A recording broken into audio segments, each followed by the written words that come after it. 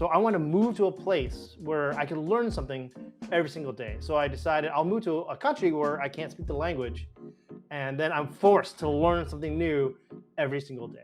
So Tokyo Game Art is also different because unlike every other convention, it's mostly just a vibe check. I get in trouble at Bézier Games because I often say like the cover and the title of the game are more important than the gameplay. But I talk to other marketing managers sometimes and I'm like, so who's your super fans like? And they're like, white male, 35 to 45. Yeah.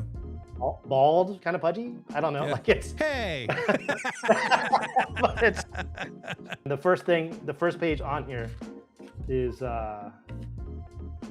every day is the fucking Super Bowl. So I have fooled everyone. I'm actually incredibly shy. Today I'm interviewing Jay Bernardo from Bézier Games and also Cardboard East. I fell in love with Cardboard East a couple years back.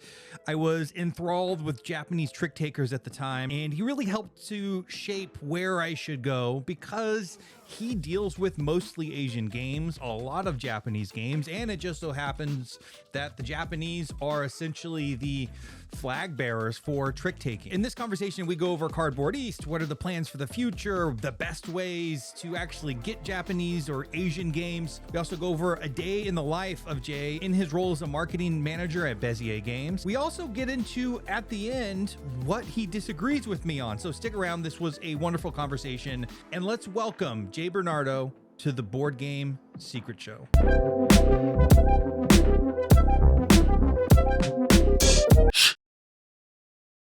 Mr. Jay, how are you doing? Pretty good, man. How's it going? Awesome. Thank you so much for being here. No, it's my pleasure, man. I'm glad that I was able to make it on time. Do you go by Dave or David? I don't. Either one's totally fine. Mostly David. Okay. Did you make that switch? Were you Davey when you were a kid? Oh, well, you know, it's funny. I don't think I've ever told anyone about this. So my mom did call me Davey, but she also called me Vendor Boy because because my dad and I, during a Super Bowl one time in San Diego, were selling these like stickers on the side of the road. And I just loved it. And we were like right next to an AM PM. I'd always go grab spicy hot dogs and just like it was just like my thing. So I actually became Vendor Boy to my mom for a really long time. That was like that's like deep-seated memory that you just unlocked for me. Congratulations. Yeah. I know how to interview. I'm just kidding. And you know what? If you want to call me Vendor Boy for the rest of the time, have at it.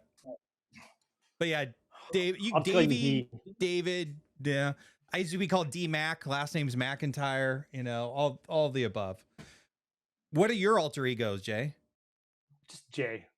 Oh. When you're named after a letter of the alphabet, it's just kind of hard to be anything. It's like there's nothing else. JB? No, just Jay. Just Jay.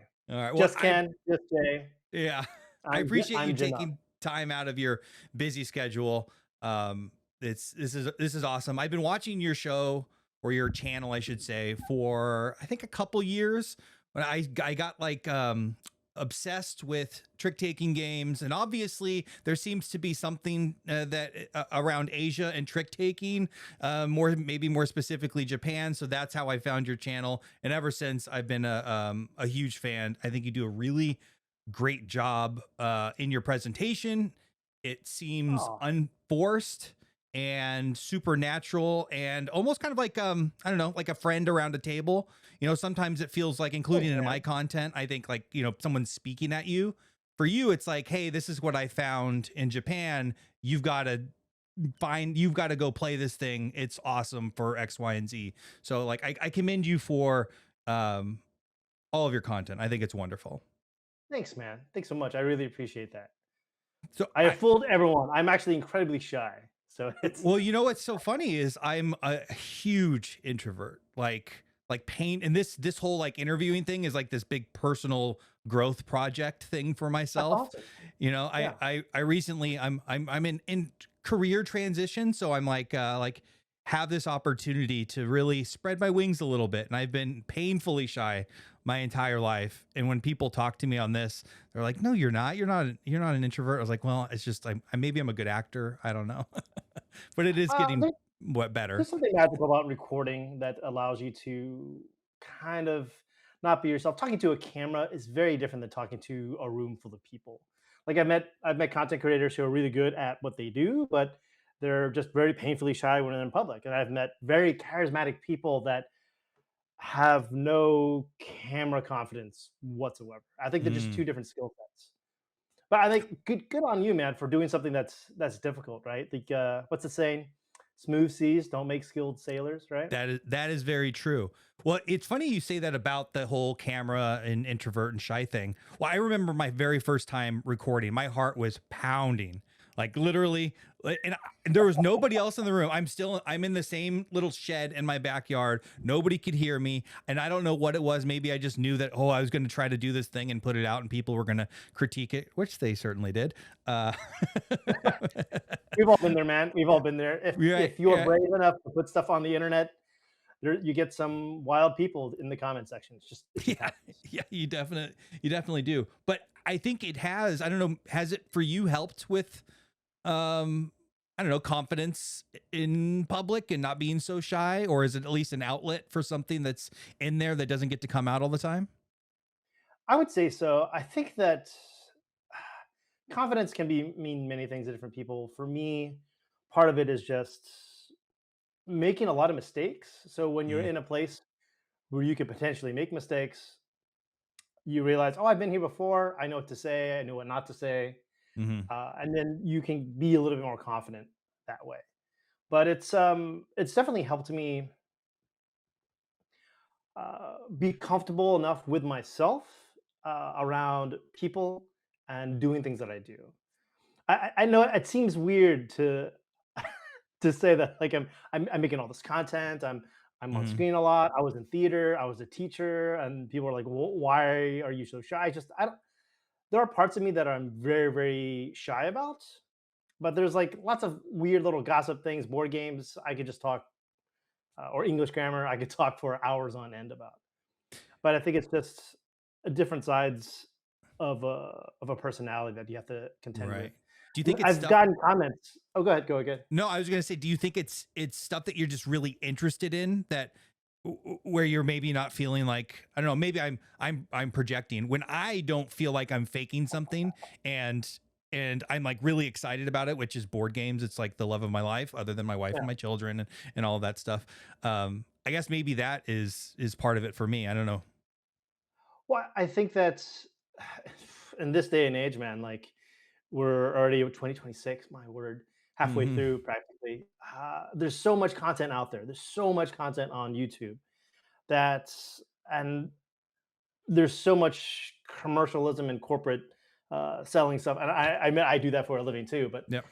it's authenticity is kind of rare, and it's so natural to talk about things that you're really interested in and be and passionate about that it comes across as genuine. And I think that for the most part, people can really tell that when they're consuming content. They could tell that, oh, this is a genuine person with genuine opinions, and they really feel this way. And that's something to me is really important with my channel, and I know it's really important for Neon Gorilla as well. 100%. And that is, I've always tried to do that, but then I do get into the traps of like wanting to have a nice presentation and this, that, and the other, and also fall into the YouTube trend traps and all of that. But that's why I like these long form conversations. It's tough to fake it for 2 hours. Yeah, You get to yeah. know who somebody actually is. And I'm just trying to bring on as interesting people, people that I'm interested in, and hopefully, just like the audience gets to know people on a deeper level instead of these like 10-minute clips that we put out that come off as authentic or inauthentic, just depending on who the person is. So, with that said, a clumsy transition is to take you. I want to take you back. I think 5 years when Cardboard East started. Is it 5 years old? About 9 years old. 9 years old? Oh, I Well, I sorted your think the videos YouTube and channel is about 5 years old, but I okay. started off as a blog like about 9 years ago.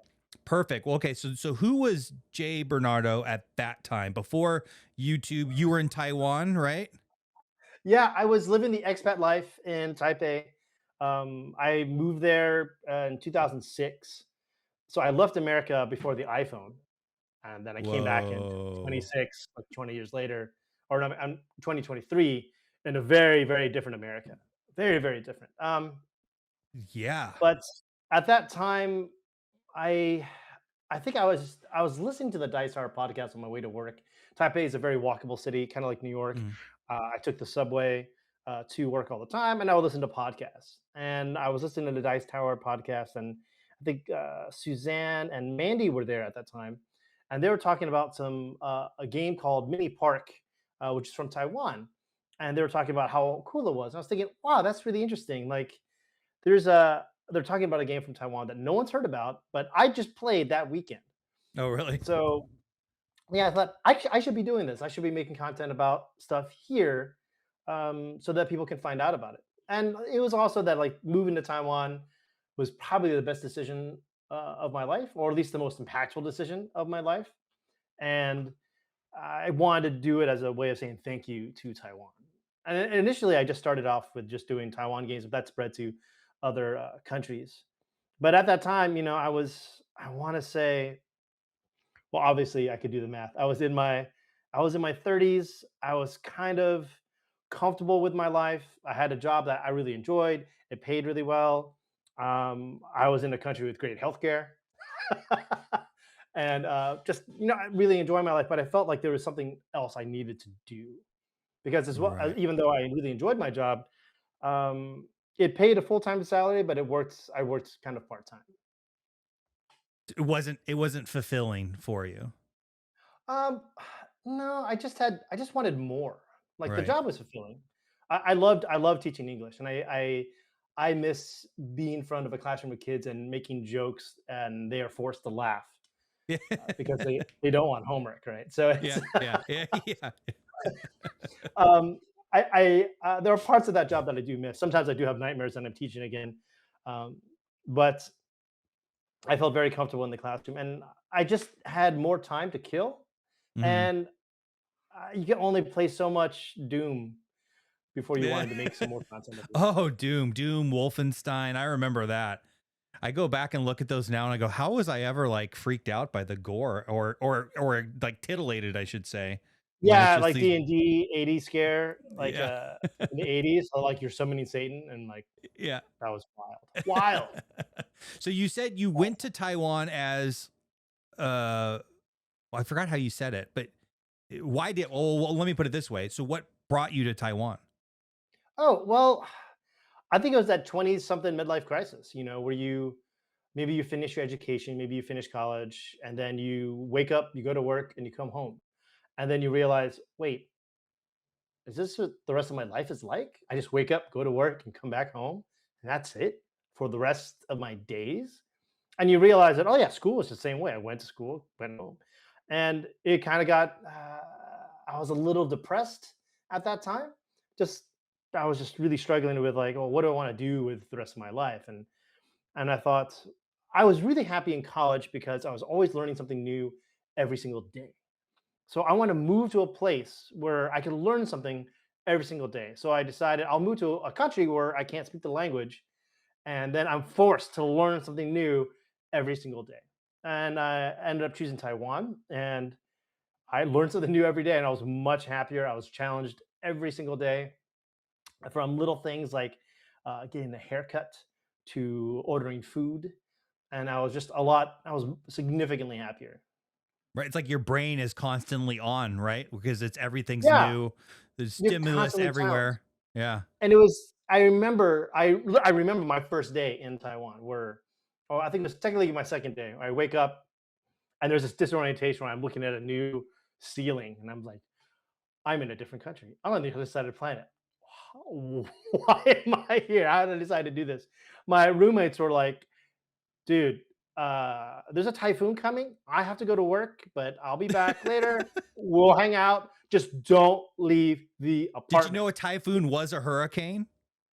No, I didn't know that at the time. I later realized that it depends on like which body of ocean Yeah. it comes out of.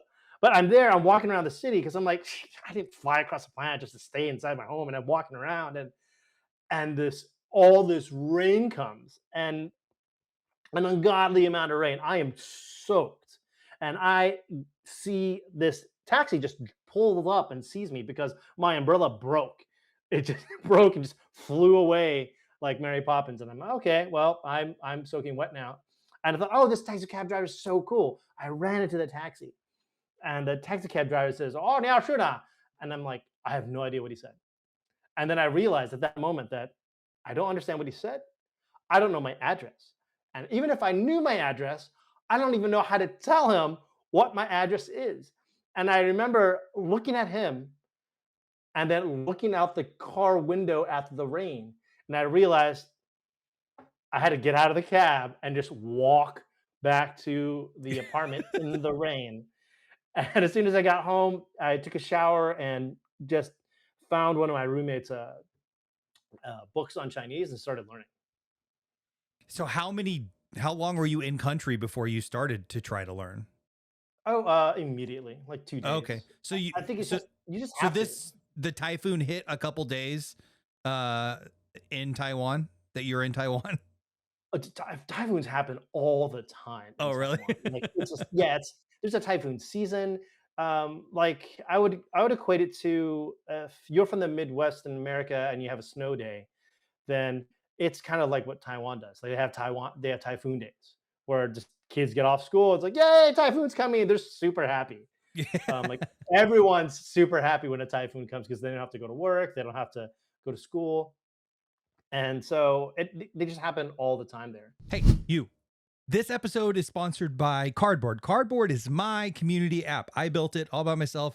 Nobody else is in the midst of this, so technically it's actually not sponsored, but I could use your help. If you want to support this channel, if you want to support this series, or if you want to support Cardboard, the best way to do that is to go to crdbrd.app. There's lots of awesome stuff. You can become a member, and $5 a month will not only support the development of the app, but it also supports what I'm doing right here, right now, having incredible conversations with people from around the industry.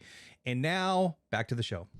Were you in the midst of the city or were Yeah, I you was. outskirts? Oh no, smack dab middle of the city. There's like I think there's about 28 million people in Taiwan. About a Wow. third of them, a third of them live in greater Taipei area. So I grew up in Houston, then I went to Austin, Texas, and then I went to Taipei.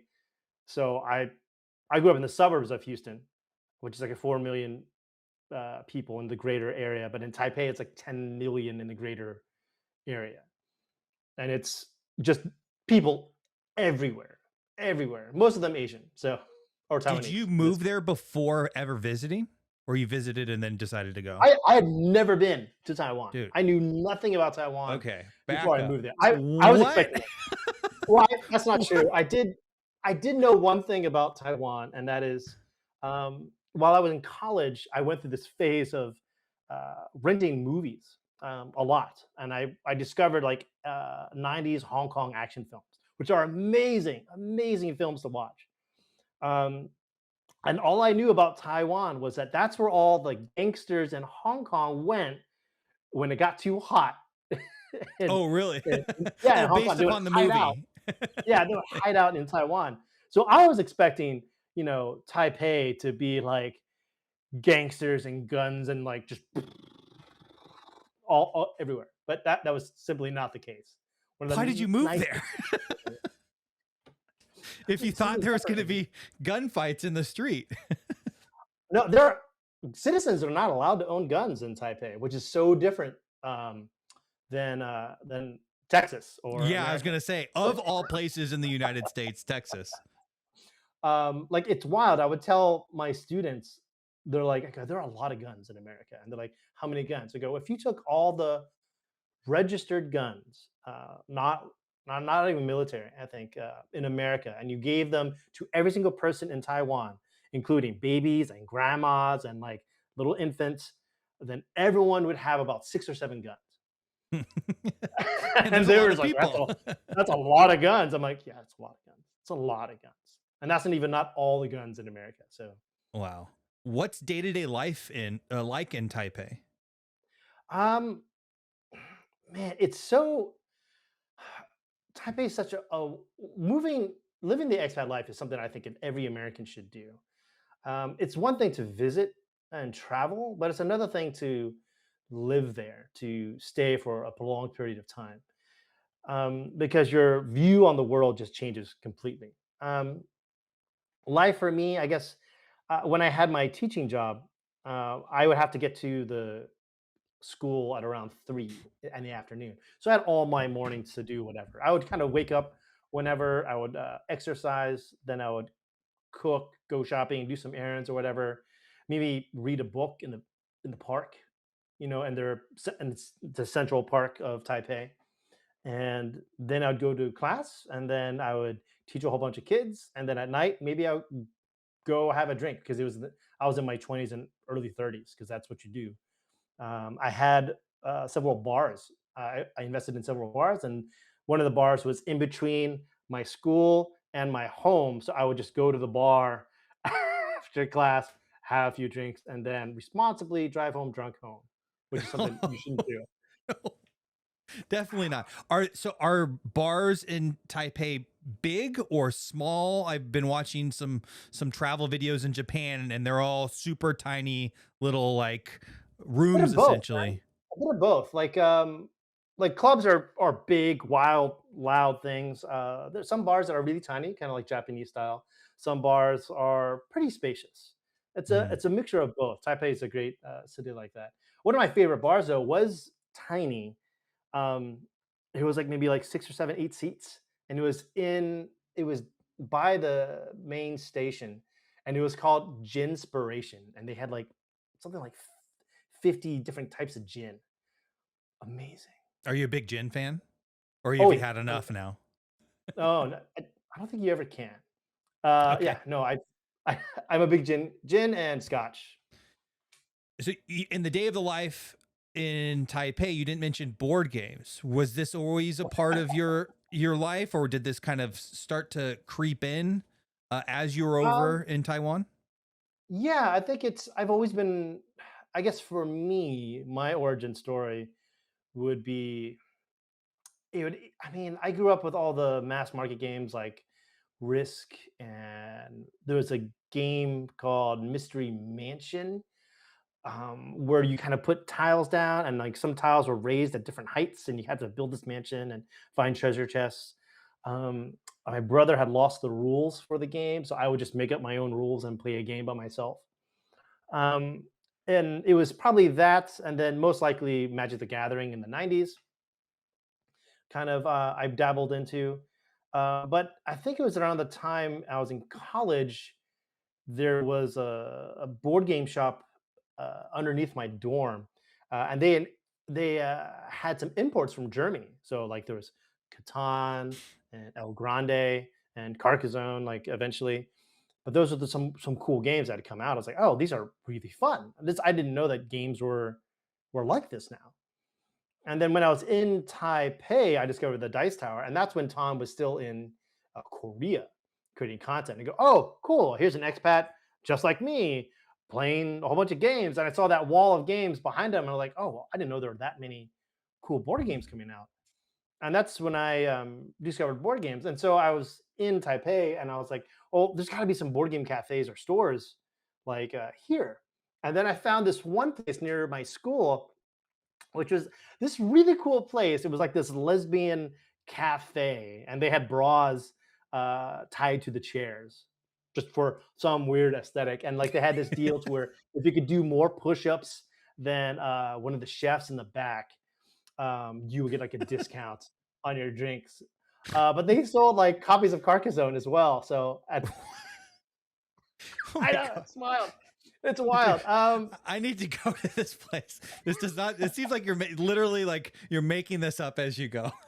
No, I think it was called it was Witches Cafe or something like that. And that was the first board game cafe that was there. And I slowly started getting more and more into board games. Was But it was very Go It ahead. was a very subtle thing where he kind of got a little more, maybe a few Right, yeah. years go by, then I buy another, and then now it kind of Yeah, it got out of hand. you have a problem. You have an insane problem, and I don't, there might be more games coming out of Asia than there are in the United States now, based upon the videos that I see of all these hauls and these insane numbers of games that you have. But the good news is they're all small box, or a lot of them are small box, so that's kind of Most of them, yeah. a little bit of an excuse, right? Well, it's weird, man, because like there's no really good solution for storing small box games. Mm-mm. There are quite a few, but there's not one that's Because they're all different perfect. size boxes too. That's the tough Yeah, they're all part. different size boxes. I like these, like you put the game if you're a horizontal or vertical person, and that's a whole debate in itself. But you Mm, push it in like a TTR to get the right box in, it kind of goes almost flush, and you could push it back even further back, and maybe put a game up front. And we've all had that experience. But like small box games, you can do that and then cram way too many games in there, and then you might not see the game, and then you forget that you own it. that's the tricky And part, there's is not being, even like when you have that front facing game, which all of us really need to use in a lot of cases for storage, you just forget about everything that's behind there. You know, you have to yeah, like so constantly yeah. look, So dig I through have a them. no I have a no game behind policy. That's Everything good. has to be front and I could see it. If So not, do you it's have, time for is to go. everything in the same room, or do you have them spread all out? Oh, no, no, no, no, no. My wife has given me these very explicit instructions that everything must stay in the studio. So I have them tucked all over the place, Oh, and she and I just drive her insane, especially the I, small box stuff. I yeah, just have those things everywhere, which is tough. I need like a yeah. library. I want those like sliding shelves, you know, like the they're on rollers, in Yeah, libraries. yeah, yeah, yeah. You can just jam them A all buddy up of mine has against. one of those. Oh, really? Amazing. Yeah, that would Yeah, it was be. really cool. And then the earthquake happened, and then he was like, well, I'll just make more shelves again. So Okay, well, yeah. Yeah, you want some good quality ones there for sure. Is there much of a design culture in Taiwan like there is in Japan? I would say like I mean, no culture is a monolith, right? Mhm. But one thing that's really, really cool that Taiwan does is in Taipei, there's a weekly meetup where designers can just all meet up and just go to this one place and they can play each other's games and give each other feedback. Because it's very open, it's very, very cool that way. And then once a month, they have a big gathering where more people in that place show up, and then like once a year they have a big event where the public can come in and everyone can see um, those games and try them out. And it's Very I cool. would say that Taiwanese designers uh, unfortunately do work in a bubble, but they often interact with each other and they're very, very open, and uh, they give really good feedback sometimes. And what's the best Taiwanese publisher? Oh, I don't know, man. Like uh, I don't know, like there I have some favorite designers, Okay. but there are a lot of good publishers out there. I think Emperor S4 has obviously has Hanamakoji, which everyone loves to talk about. Their Walking series is really good. Walking to Burano, I think, is still probably the best one. Um, More Ideas has some really solid games under the belt, like Joraku, Tulip Bubble, Mini Express. Board Game Design, or BGD, is the design house of Dugu Wei, and Dugu Wei has come up with some really, really fascinating games over the years. Like he did Yin Yang or Yin Yang, and then he also did Jiangnan, which is this weird area control worker placement game that's pretty wild. And is And Taiwan he's as obsessed with trick takers as Japan is? No, no. Okay. Funny enough, though, like this year, three Taiwanese designers all are releasing trick-taking games. But I think that they were later to the trick-taking trend from Japan. Mm. Um, and Japan wasn't always a trick-taking trend. Like it came that way I want to say somewhere in the 2010s, where it just came and just kind of stuck Right. In a big way, right? in a big way. But it's like people often ask me like, "What do you like about trick taking games?" Well, I usually say, "Well, it's probably I equate it a lot to 18xx, where like 18xx players they love 18xx. That's all they play, and you could tell like there's this bare bones strategy that kind of overlaps between all the games. Kind of like Ticket to Ride. If you play Ticket to Ride and you have all the different maps, Mhm. like there are some strategies that you can hold on to, like through all the different map iterations. And trick taking is very much the same. Like a lot of the trick taking strategies, like short shooting yourself, breaking in a trump, knowing when to slough and when not to. Those are those strategies you can carry from game to game to game, and then learning all those little wrinkles uh, makes it special. 100%. Now that's I often wonder, is there, is there an end to the trick taking craze? But I continue just to be engaged. And I think part of it is like, I don't know, there's like this almost this above the table metagame that happens in my group where it becomes a little bit of a mental game around knowing the other player and what they like to do as well. Like it's hard for me to explain because it's not like, I don't know, a lot of, above the table dynamics that happen, but there just becomes this mental game that starts to spur from those types of games, and the little wrinkles are what continue to keep it interesting. And I think to your point, it's really easy to uh introduce trick taking players to basically any trick taking game with any wrinkle. You get those things to the table super easy. You could play 10 in a night and people aren't feeling rules exhausted. um Yeah, and yeah, that's what's that's really what's cool about it. well, depending, there's a couple like trick takers that Yeah, might it's there are exhaust some that are them. a little heavier than others for sure. So 5 years ago you actually started the channel. Why doing the channel? Presumably what you were like writing before in the Mm. first 4 years. Yeah, I was writing writing content, doing like written reviews, things like that. Um, because I guess I didn't really know anything about videography. I just wanted to keep it simple what I know and like a new writing. And then I thought, I want to do a channel and just let's just go ahead and do it out there. And I think it was the advice that someone gave me is like the first time you do anything, you're gonna suck at it. You're just gonna suck at it. The first time you tried to walk, you just fell completely on Hmm. your ass. And Oh yeah. that's just then it just happens. So just go into this new venture knowing that you're gonna make mistakes and you're just if you keep at it, you're gonna get better. And if you make sure that each video is better somehow, some way, then after 100 videos, you're going to have a better idea of knowing what to do and what not to do. Yeah, and I think the good news is nobody's gonna watch the first 20 videos. they, they might go back later on to see how awful you were, but in reality, like you kind of can get better, in private up to an extent with very limited people criticizing. You're not big enough where people want to kind of tear you down, right? So Yeah. it's not as scary as I initially thought. Kind of just getting those videos out there. Yeah, and what's really cool is that if you want to start like a YouTube channel or a podcast, when you begin, like it's pretty exciting because maybe you are small. That gives you more license to kind of do whatever you want and to try lots of different things, throw more spaghetti on the wall and see what sticks.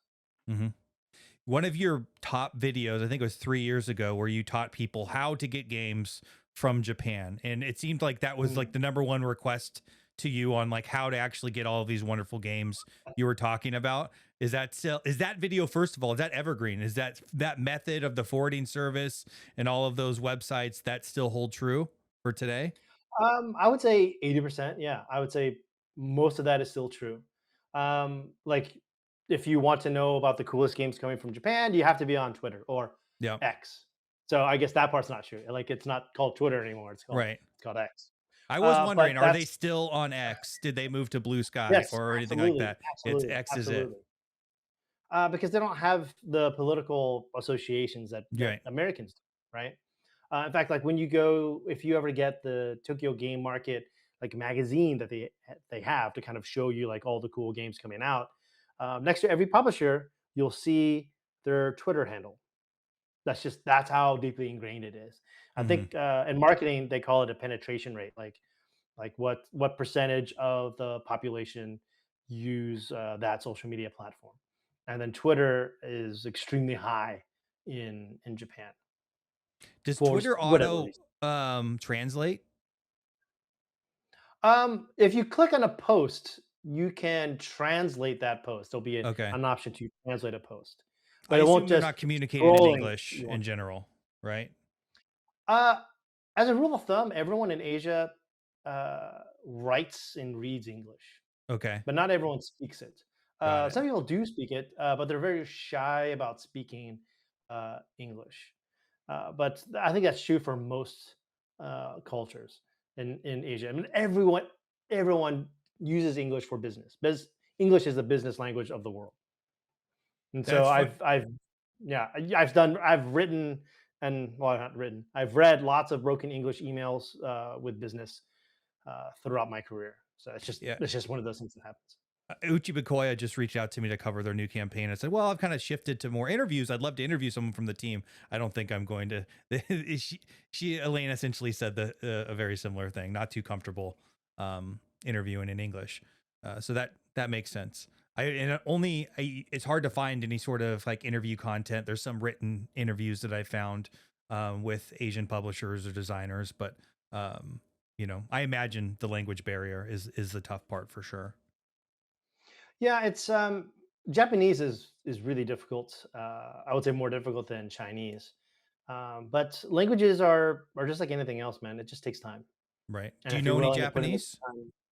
time. I, I know Japanese because I know Chinese. I read and write and speak Chinese. And Jap in Japan. And Japanese has like three alphabets, like the hiragana, katakana, and the kanji.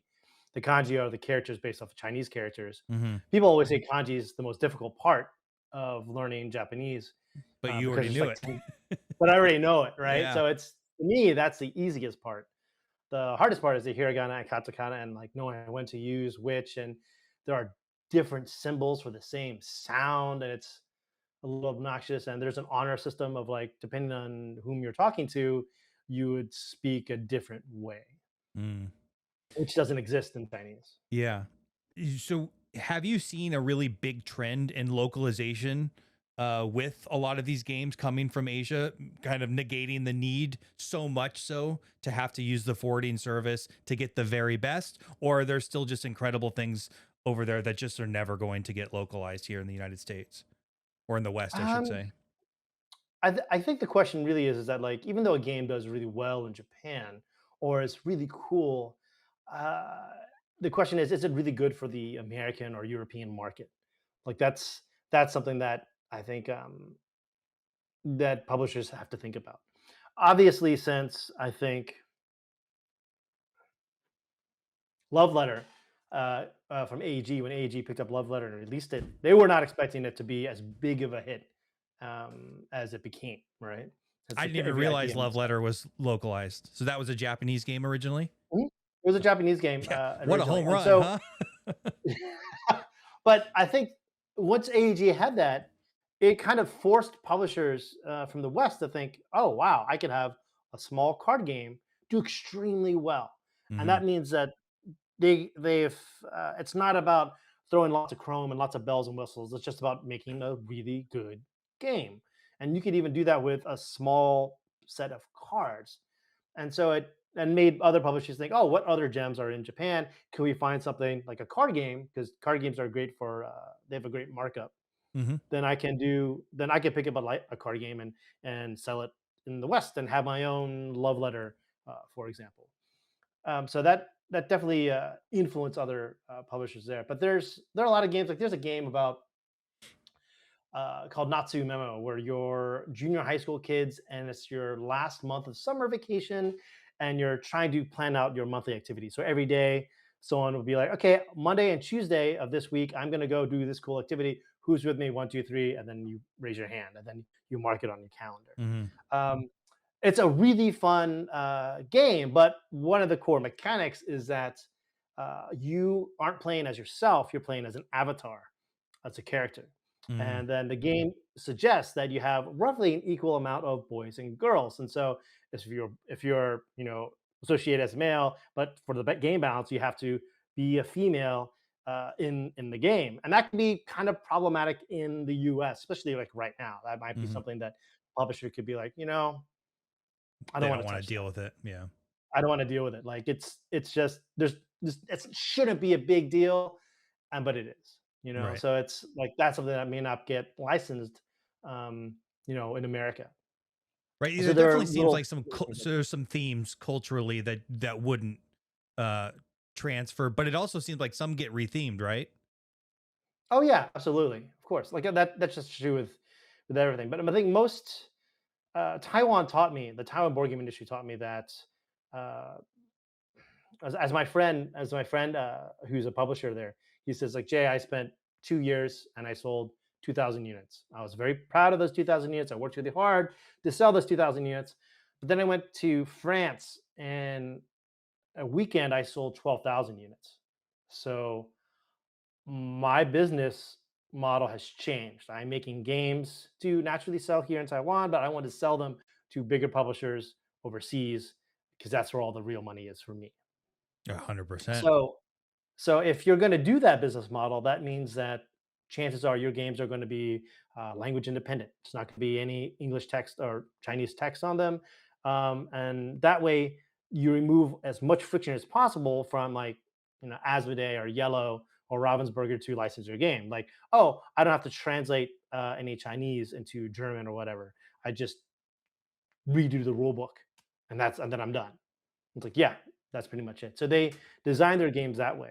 Also, like the size of the games is that like they're like that's true in Japan, also true in Taiwan, but like your average home doesn't have like this massive, massive table. Unlike Americans. Americans have tables that are big enough to play Arkham Horror Second Edition on Mhm. because that's just how we roll. Thanksgiving is a thing, and we need more table space for turkey and fixings. But in Asia and Southeast Asia, it's very different, right? So also your house is typically smaller, so it makes sense that the games are also smaller. And if you're a publisher and you're selling games overseas, or if you're bringing them to Spiel, then you could create a big game, but then eventually you're just paying a lot of empty space to be shipped. Yep. So if you have a smaller game, that means more units per pallet, and you could sell more when you're overseas. It's fun. I was And watching then the Dice Tower vlog of Tokyo Game Market, and those tables that they played on were so thin and tiny. I was yeah. wondering, like, what's going on there? Do they not like table space at all? It's funny you say that. It's a very different animal. I think when people go to Tokyo Game Market for the first time, they may not, and who have gone to like Gen Con or maybe PAX Unplugged, they're they're not used to that style of convention because it's just very different.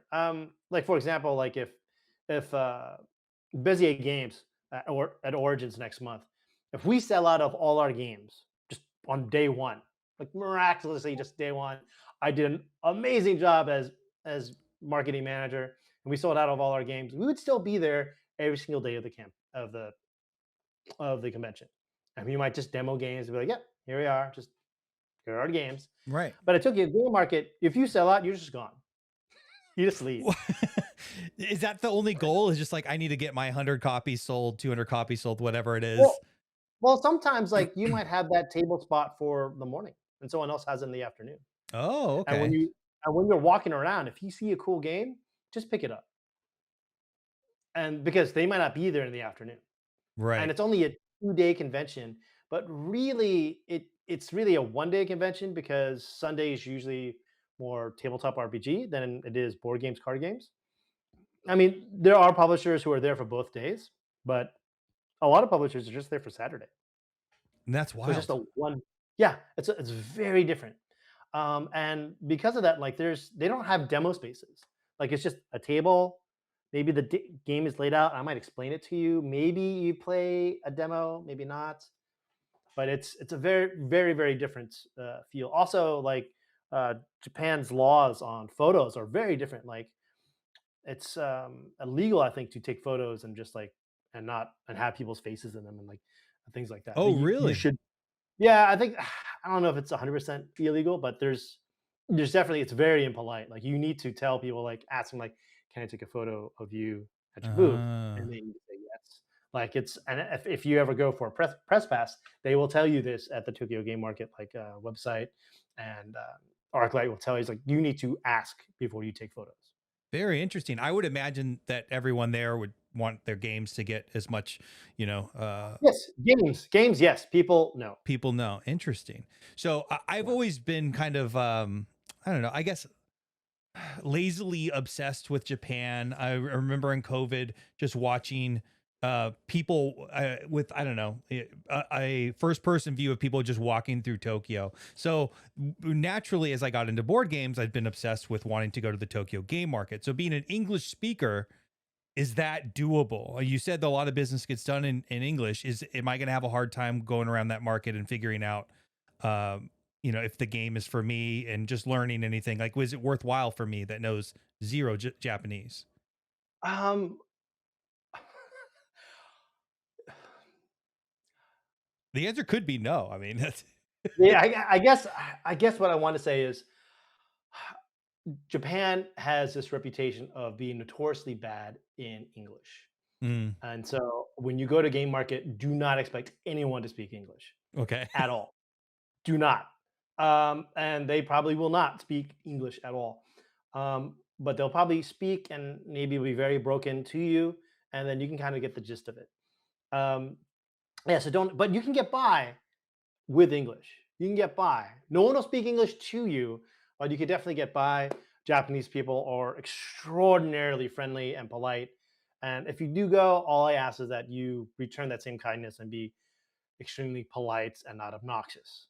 Yeah, of So course. it's, but that's, I mean, it's also Tokyo Game Art is also different because unlike every other convention where like if you go before Gen Con, there's tons of tutorials and playthroughs and a posted rule book and you could see everything and get an idea for the game. Tokyo Game Market is not like that at all. Some publishers put up their rule books and you could kind of do it. Some publishers do have some videos out. It's a very recent trend though, but it's mostly just a vibe check. Like, I was gonna hmm, say that that you've looks said you cool. buy on I'm gonna get vibes it. and a little Yeah. advice from you, right? Yeah, you just buy on vibes. It's just vibes. And people always tell me like I want a curated list of like what you're gonna do. And I just filmed my 50 games that I'm interested in from Tokyo Game Market, and I'm gonna be editing that this week and publishing that this week. But I always encourage people to just go and have fun. Make a list, make your route, get everything you want, but if there's something that catches your eye, just grab it because you never know. You never know. And I am not you and you are not me. What speaks to you might not speak to me. So there's something out there that could just be really really funny. Like there's a game about I think ghosts getting drunk. Love And it. I'm one of the in. cards is the ghost vomiting rainbow. I love it. Out, and I love the it's oddities hilarious. of the Yeah. Japanese thematic implementations and art, and just like the sensibilities are so different than what Yeah. would sell in the US. Or maybe it would, Yeah. I don't know, but I Well, love that it's just stuff. a very larger indie scene, and I think that's what most people don't understand is that like Tokyo Game Market is is is independent publishers. Some of them aren't full time publishers. Some of them have a day job. Some of them, Shibu like has a grocery store. So Mm. that's how he spends most of his time in the grocery store. But like, and then like designing games is just a fun little hobby side hustle for them. And so it's a very independent thing. Like these print runs might be like 200 copies, 500 copies, and Mhm. then gone. Like you might never see a copy. And then you come and talk to us about it, and we salivate over it, and we just can't find the game. Well, it's you can always find the game too. Like Mm, there's if there's a will, there's a way. I think if right. you just like if you're really interested in someone, you know, you'll find a way to make it work. Right? Like it's there's no excuses. It's not like you don't have enough free time. It's if you're really interested, you'll find a way to make it work. Is anything pre-production there? Or is it all a market? Everything's for sale. It's all. actual production copies in the Tokyo game Like, market? I don't know what you mean by Like, well, like a demos, like, or trying to get the word out or whatever, is oh, everyone actually selling at their booth? everyone's selling at their booth. Yeah, like there's no. There might be a demo copy here or there, but for the most part, it's just what you see is what you get, and you can Right. sell. I mean, Eh, there's also one booth that does these weird controllers for video games. Like mm. I don't know how to explain it. Like there's one that's like a Coke bottle, and you have to shake, and then like it'll explode, like you're opening it up, and then you could see how far your Coke bottle rocket goes up into the sky. But they change every year. Like they have, it's just controllers, really cool video game controllers. It's just wild. So there's It's just board games and video game controllers. I mean, there's a lot of stuff. There's like Yeah. even the RPGs are very different than what we would consider like tabletop RPGs. I mean, we picture D&D like Critical Role, like big epic campaigns that might last lifetimes or years with tons of miniatures. But for Japan, your average tabletop uh, RPG, um, right now, I mean, Call of Cthulhu is really big over there, but it's like they're like sessions, like just one session, So one and that's it. shots, just not going. Like one Okay. shot, yeah, to go in and that's it. Is And it a it's a very relatively small portion of the gaming community is RPGs there? Because like an RPG channel here in the United States is significantly larger, or can be, oh than the Dice Tower or whatever it might be, right? Like that is a huge market here. yeah. I don't think it's as big as it is here, obviously, just because there's just more people here. Right. But RPGs are have grown in popularity, and I would say that they are a significant portion of Tokyo game market. I don't know what the exact numbers are, but if you go on Sunday, like it might be like a third of it might be there. And it's weird how to say like what's tabletop RPG and what's not because there's stuff like the D&D adjacent market. Is that really D&D? Like dice and dice trays? Right. I mean, that is a little bit of an overlap there. What about Japanese games do you think is that you don't get from a Western publisher? Like what are like the key attributes that really stand out to you? Um, I would say that I would say that most I would say art and products. I Mm, think in the West, most publishers don't make board games; they make products. These are things that are designed to sell, right? But obviously, there wants to be a good game. But first and foremost, is will it sell, right? yep. There are some publishers out there, like Annabelle. She makes art. I would say, like there are games, but they're art first. Like this is the game that she wants to make because she has already something important that she wants to say, and I think that's awesome. But it's not a game that's going to sell like in Walmart, for example, right? Right. It's not a Flip 7. Like Flip 7 is more of a product than art, if you see that scale. And I 100%. think for Tokyo game market, it definitely leans more towards art. So like anyone who's into trick taking will tell you like I love all these Japanese trick taking games. Some of them have really bad scoring systems. And that's really true because it's like, oh, they come up with this really cool hook and here's a scoring I just slapped on because I think that scoring works. so, um, and so you get games that are a little bit more adventurous and try something new. Mm, You have games that are uh, like unapologetically silly, like a ghost vomiting green like rainbow right. out of its mouth, right?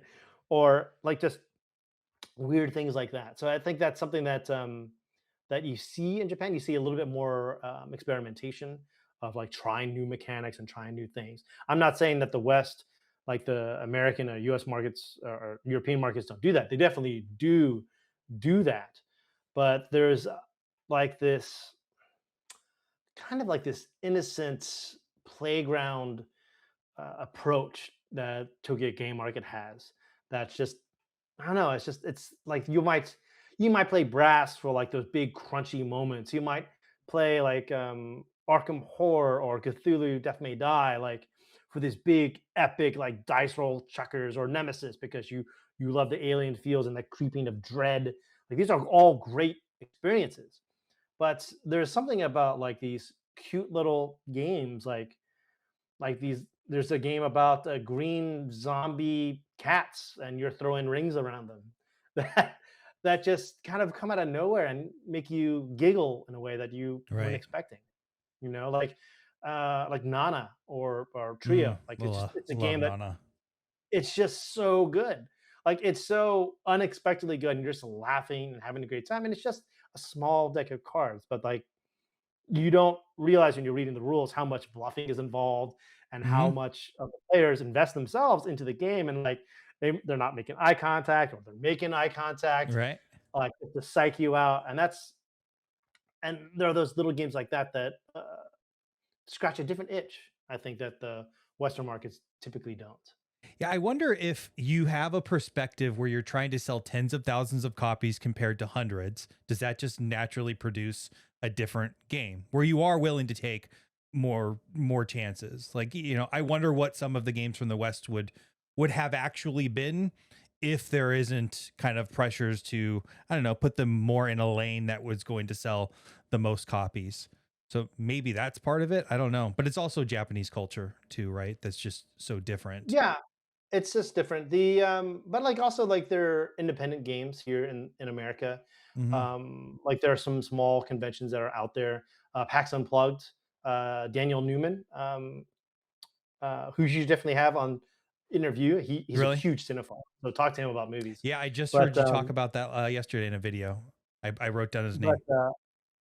but he runs the. I mean, he runs his own uh, publisher where he publishes like these small games and helps indie publishers in America or like independent designers publish their game. But he runs the indie game night markets in uh, PAX Unplugged, and Mm, there are these little designers there who have created like these tiny little games, and they might make 500, 200 copies, and they just sell them. And some of them are surprisingly really, really good, and some of them get picked up by bigger publishers. And I think that kind of culture does exist here in America. It's right. just not the dominant culture. Yeah, and I think crowdfunding doesn't help because it doesn't really do what I think people were originally envisioning when crowdfunding That's fine started. though. I think that's. You I think know you think this is where we argue before, because I mentioned like when you reached out, it's like I don't always agree with your opinions, yeah, but this is something that I used to feel the way you do, but I've come to accept that it's changed. Like yeah, every platform has its own life. Kickstarter started off as a way for independent publishers to kind of get known, like, and for a long time it was just nothing but crap.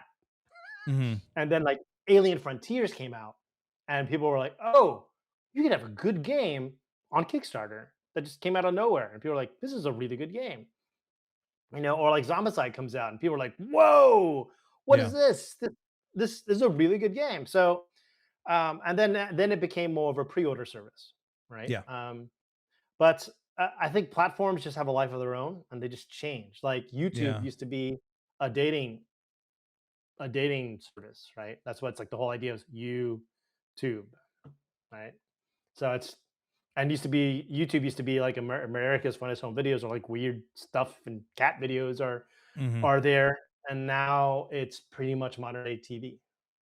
Yeah, definitely. I mean, there's still great things that come out of crowdfunding. It's just changed to your point. It's changed to an insane. The stakes have it's gotten so popular that the stakes are high enough that a lot of marketing dollars go into it, and that rises to the top. Um, Oh yeah, yeah. I mean that's and true for everything, right? Like Cyberpunk, they spent millions of dollars in marketing yeah, and raised $27 million, highest grossing Kickstarter of all time. yeah. But they spent like $1 million in marketing. So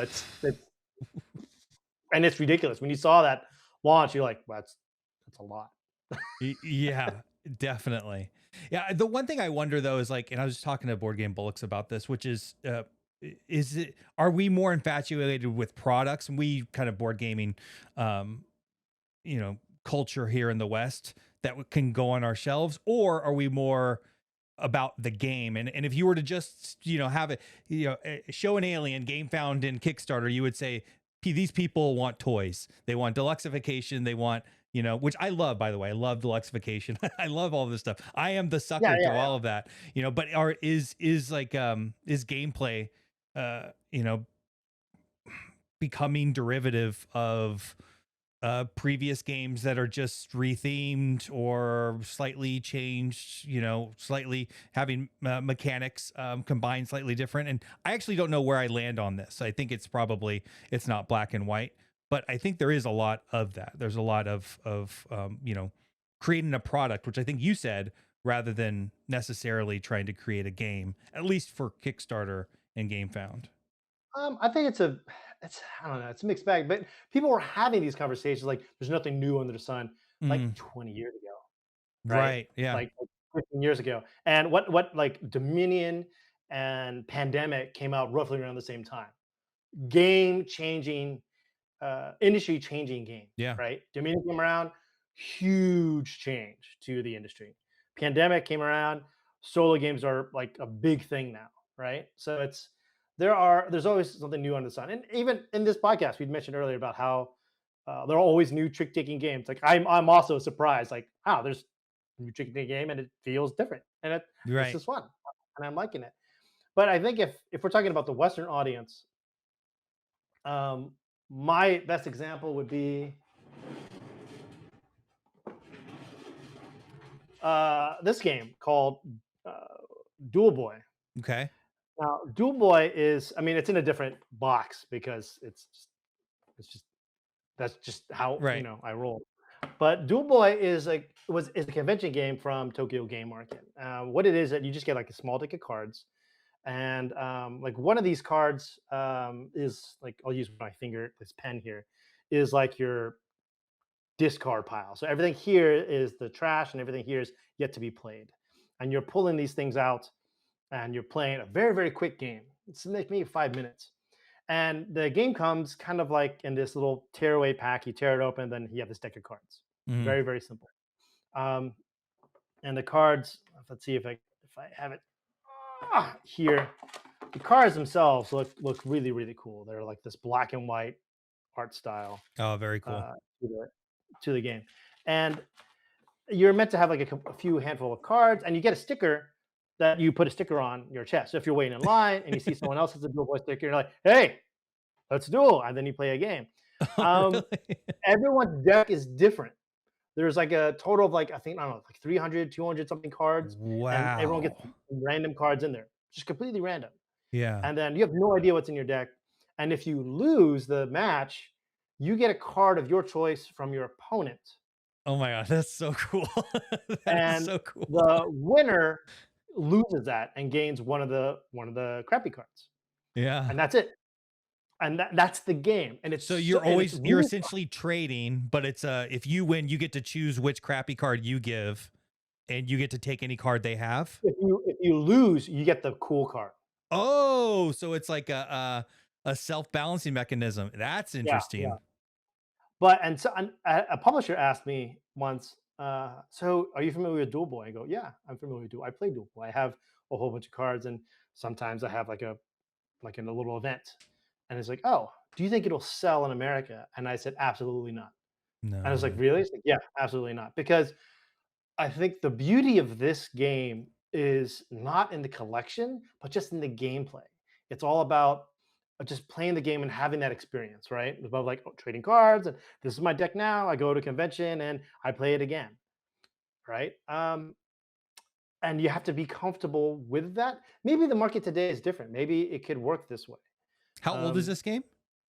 a couple of years ago, there's a Okay. BGG entry, but I think your average American just wants to buy everything. You're right. They're a completionist. I want everything. I don't Yeah. wanna I don't wanna give away my card. Are you mad? Like, that would not fly at all. So I think that Yeah. that's something that's very different with the market. But maybe it's different now. Maybe, I don't like Breath of the Wild because I hate crafting. I like just having my one weapon and that's it. I hate But the weapons breaking. Oh, that drives yeah, me right? insane. But But some people love it. The majority of people love it. They just love crafting because they've let that completionist in them die, and they just, Mm, I yeah, don't need everything. I don't need to be perfect. And maybe that younger generation, this could work for them. yeah. I But I will think to say, answer your question, that's what it is. I think it's more about the collection than the game. Gaming is really important. mhm. I get in trouble at Bézier Games because I often say like the cover and the title of the game are more important than the gameplay. Because if Oh, someone doesn't like the cover, someone doesn't like the title, they're not going to pick up the game and they're not going to play it. I'm Just like still yes, go ahead, keep going. just like a YouTube thumbnail, right? Mhm. If it's not good enough, they're not going to click on it. They're not going to watch the video. It doesn't matter No. how awesome your video is. Your thumbnail and title suck. Nobody's watching. I'm still surprised because that is totally true. How many new games come out with, I mean, bad art, just bad art. It's, art is subjective, but literally you could tell it's kind of low quality. The theming is not interesting or new, and that like the marketing package is not complete. As much as all kind of on one hand say, GameFound is full of marketing, there's still plenty of games that are coming out where it's like that is almost like the presentation is almost a second thought up to an extent. Yeah. Yeah, so that Yeah. I think is it's because but the you still have game, to have a good game, but yeah, it does sell it. I think I think people forget that as mature as the board gaming market is, it's still fairly nascent. It's not fully matured. I would say a buddy of mine once said that the board game industry today is kind of like where video games were in the 90s, where it's still maturing. It's becoming more of a thing, but it's not fully matured. So I think in like Mm, in 30 years, you'll see a fully matured board game industry, yeah. and where things like that will be the new normal. Like games will be super polished, very much a product, and it hits on all cylinders. Yeah, I mean, we've since COVID, we've seen kind of, we're right, like these huge shifts, both in, you know, oversupplied, well, from undersupplied to gluts in supply, tons of people throwing their hats in there, tons of crowdfunding. I think it is just a kind of a natural thing, which is probably healthy, right? Where uh, you have this explosion in popularity. A lot of people see that. The barrier to entry to designing a board game is actually really low. So a lot of people started to do it. It's not low to have it published, um, but I do think that we are in the midst of a correction, and it'll be interesting to see. And a lot of publishers, you would probably know this more than anybody. It seems like small boxes have become in vogue because of kind of economic worries, shipping worries, that type of stuff. I wonder if we'll kind of come back around to big Tariff. production. Fuck. Yeah. Oh yeah. Right. Tariff. That's just. I was at Gamma when it was announced that tariffs would go up to like 30%. Was it last year? Hmm. And people are like, "Oh, that's stupid." And then like it got up to like 150%. Like it's just well, that's just an embargo at that point, because Yeah. it just makes it impractical, right? So it's tariffs being how they are. It's just it makes life unpredictable, which is Yeah. extremely difficult to do business in, and it kind of sucks. Do you think that's It hampered really sucks. some of the games that have been designed, or at least publishers are willing to kind of put out there the economic situation? Well, I think like the board game industry has survived like economic turmoils. Like people still make games in recessions. That's just you got to Mm, keeping on. And like when the tariffs hit and there was like a mild recession like on the horizon.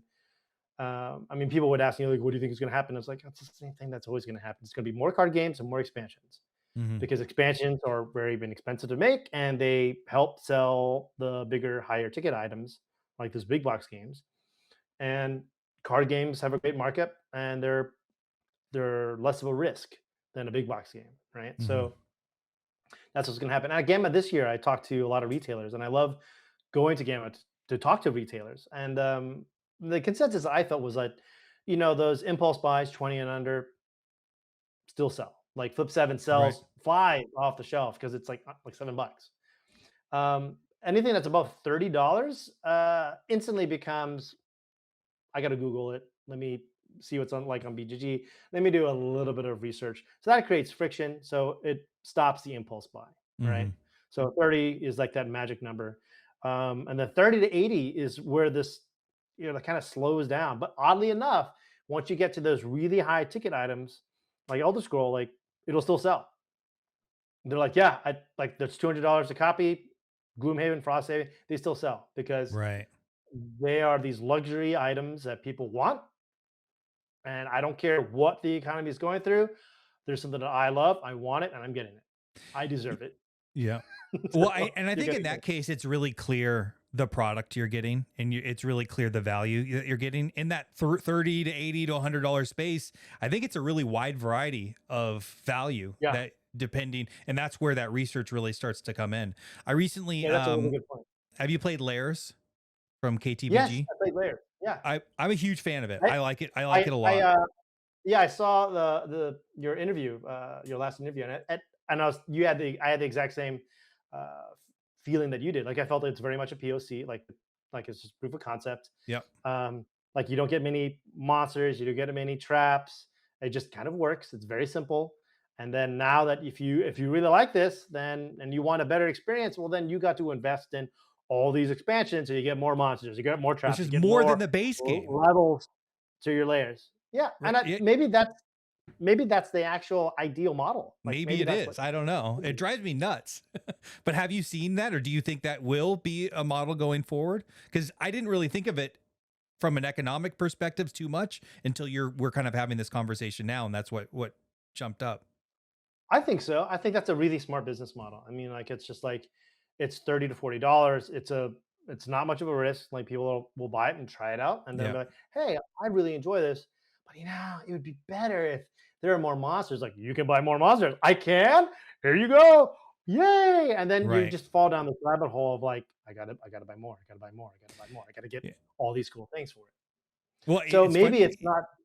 Yeah, so maybe like with maybe that's what it is. Maybe it's that instead of coming up with expansions, you're just tearing apart the base game, and then you make a base game actually smaller than what it originally was, and then they get hooked on the core system, and then you piecemeal out the rest of the game, and Yeah. that could be total maybe $120, but they entered in at $30. So I guess in a business plan, it makes sense to me. Yeah, it might very well. And I think a lot of people might argue that that's been happening for a while, but probably for much larger games. This is one of the first ones where I've seen such a, I mean, this feels like a pre-production preview that you would send to a content creator to do like a preview video on, because it is one trap, one monster, and it just leaves me wanting so much more. And maybe I've seen this before. I just hadn't liked the game as much, but I just like was instantly craving more. And then like, oh yeah, there's a bunch of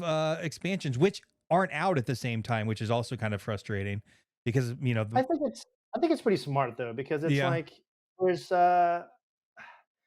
you create an introduction scenario and a lot of people just ignore it. And they're like, I made that introduction scenario so you could do this.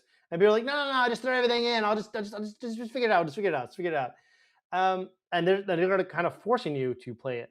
And I think that's probably smoother for them because there are all these little finicky rules about layers that you may not notice, like when you take damage, when you can move, when you can't move, like Mm, if you run into a monster, what happens, and if you don't kill them, what happens, and like all these little fiddly bits that happen there. Um, that if there are multiple different types of traps, it could get confusing. So I think like that's probably smarter to force them to play this introductory scenario, and then drip all the cool stuff. you're making a lot of sense, Jay. That does I'm make sorry. a lot of sense. As much as I'm frustrated that I want to play it right now, I bought the game and I haven't gotten any. I don't have a relationship with KTPG. I would love, by the way, if you want to send me those because I can't find them anywhere yet. But yeah, it is. It's created as long as the game's good. Like if the game's trash, this is a really crappy. It looks great. It looks Yeah, great, and it yeah, plays great, right? I yeah. think the system that they curated is really top notch. It's a nice watered down D&D experience. Right. Yeah. And it's good. It's a Yeah. solid game and experience, and it's very Instagrammable, which is definitely something you need for the 2020s and That 2030s. that is true. It shoots well. So let's pivot a little Yeah, bit now to your role in Bezier. You moved back to the United States to work with Bezier. Is that true? that is 100% correct. That Yes, I moved back 23. because of this job in 23. Yeah, I left my job in cybersecurity, and then I was kind of wondering, what do I want to do next? And then I applied. I think Mike DeLisio was like, "Hey, Busy is hiring. Just throw your hat in the ring, see what happens." And I threw my hat into the ring, and I got offered the job. Um, and then I decided to move back to the Empire, and here I am. Are And I you had to in call half my Tennessee? game. Is that where I remember you saying you went to, or no? Yeah, Tennessee. It's weird. It's not Texas. It's Yeah. Tennessee. It's a different South. They have a southern accent, but it's not the same southern accent. There's a UT, but it's not my UT. It's the uh, University of Tennessee. My UT is white and burnt orange. This UT is white and an ungodly loud orange that's just ridiculously loud, there are some and no one should parallels wear. there. No one should wear that orange. And that's the power of sports, is that I will wear this god awful, horrendous color because my team that I love, it's their color. That's what. And so, but it's yeah, it's interesting. I like the differences. Tennessee's has 4 seasons. I've never lived in a place that had 4 seasons. Fall here is absolutely gorgeous. But yeah, I moved back for the Bezier job, and it's the best job I've ever had. Okay, cool. So you obviously, when you signed on for the job or was hired, you thought it was going to be one thing. Has it turned out to be that thing, or there's been big surprises on what your role actually turned out to be, and Um, how you're operating I today? think no, I think your average person might say yes. I knew that kind of what to expect. Um, I I've worked for small companies before, so I know that when you work for a small company, you're going to wear a lot of hats, and that's just the nature of small Mm. companies, right? Like you see all these TikToks about stuff like "don't do more than what you're asked for at your job because they're just milking you for money," and that's true for giant companies. That's Right. absolutely true for giant companies. But if you work for a small company, you cannot have that attitude. You'll be No. fired and let go because they need team players because there's only like 5 people on the team. Right. You know? And you need it to So I survive knew, too, to keep your job. And yeah, if there's 5 people, you are 20% of its success. yeah. So I knew that I would go into that job and have I'll be wearing a lot of hats, and I'm wearing a lot of hats. I do a lot of things for Bézier Games. Well, I guess one thing I wasn't expecting was I knew that I would be attending board game conventions. I just Mm. didn't understand how many board game conventions I'd be going to and how much it would be a part of my life. Right. If that makes sense. Do you like board game conventions as much now? Oh, I love board game conventions. Okay, They're good. the favorite part of my job. Okay, Like cool. hands down. Like setting up the booth is probably my least favorite part of the job. That's just physical labor at that point. And I work out. I mean, to I'm on the. I don't know about you, David, but my wife has me on the "you must die after I do" diet. Like that's the diet that I'm on. But so I work out regularly to make sure that I'm healthy and because I want to be able to walk when I'm older. Yep, 100%. And That's so typically a pretty good thing. like but also like I need to do squats and stuff because I'm doing a lot of physical stuff for setting up the booth, and I don't Right. want to pull a muscle because like I mean you're around my age, like when you get injured yourself, like it sucks, you're out for like a It month. takes a long time, not like it used to. Yeah, it's there's the my friend, my old buddy of mine in Taiwan, we would have the when you work out, it's the old man rule. It's like because when you're in your 20s, you're pushing, you're gonna push your bench till break, right? And Yeah. your muscles are like in pain. I can't do that anymore. Like the moment Nope. my muscle like "Eh," I'm done. I stop I because like just had that experience because I learned my lesson from a few months ago. I was bench pressing and I felt a little twinge in the shoulder. I was like, okay, I'm done. Which I pushed through it a few months ago and that was not good. yeah, that was a bad idea. It's the old Yeah. man rule. It's the old Yeah. man rule. It's That, like as soon as I feel anything, I'm done. No, yeah. Right. I don't want to. I don't want to injure myself. I could just if I just the most important thing is that if I could just be regular and stay on top of it, then I could grow, get better. Right. But like the as for the job, like I do a lot of things for Busy, and it's a lot. It's a lot of things. And I love doing this. It's the best job I've ever had. How many conventions do you go to? Oh, Ooh, I travel maybe like every other month, I think. Um, because now I mean I go to yeah about every other month. I'm traveling. I'm on the road. and you're I'm in a probably giant spending werewolf your truck. time preparing for going the next time, right? Yeah, yeah. There's a lot of preparing and making sure that you have meetings there. You meet with people. You meet with content creators. You talk about stuff. Yeah. What's the typical day? I mean, I'm sure a lot of people you're working their dream job. What's a typical day of the marketing manager for Bezier? Um, well, I'm lucky because I have a hybrid job. Um, some board game companies are all fully remote. Some of them are fully in office. It just depends. Hmm. Everyone's different. I'm hybrid, and I have 4-day work weeks. But when you're in charge of social media, you kind of work 7 days a week, right? It's just Right. someone makes a really weird comment, you gotta respond somehow. Um, and so it's, I guess my average day when I go to the office, I might wake up at 6. I'm out the door at 6:30. I get to the office around 7, and I leave at 5:30. When I'm in the office, I'll have tons of meetings. Being in the office is the only time we could do face-to-face play testing with games. So there's a lot of play testing that's involved. Usually, I'm in meetings through until lunch, and then I'm running the gauntlet of trying to get as much stuff done as I possibly can. I've Inbox zero is a daily battle Mm, that I have proven victorious on a few occasions. very good. Um, I am emailing content creators, keeping in touch with them, making sure we're sending review copies. There's monthly newsletters. There's working on like Amazon campaigns that I need to do, making sure that we're doing stuff there. Like social media is like at the very, very, very bottom of my list. Like making our ad spend on Amazon is doing really well. Working on the Shopify page, updating a whole bunch of stuff, and most of it is just best practices. Like, are there updated photos on Amazon? There's A plus content like up to date. Is like, or can we update any photos to make things look more present and new and fresh? Updating the Amazon page. There's let's see, I don't know. There's I can look at my to do list. There's I need to make like art assets and stuff for like Gen Con. We're doing like some big spectacle stuff for our booth, and I have to make sure that's all done. I have to talk to suppliers and order the things that need to get done.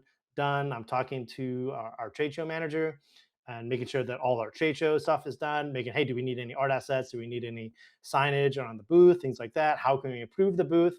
Okay, we're going to improve the booth by doing A, B, and C. Well, then let's implement A, B, and C. And then A needs X, Y, and Z. B needs, D, E, F. Like there are all these steps that need to get involved and making sure that we're always on track. Hey, we're going to release a digital version of a game. What's the marketing campaign going to be like? I got to plan that out, reach out to third parties when I can.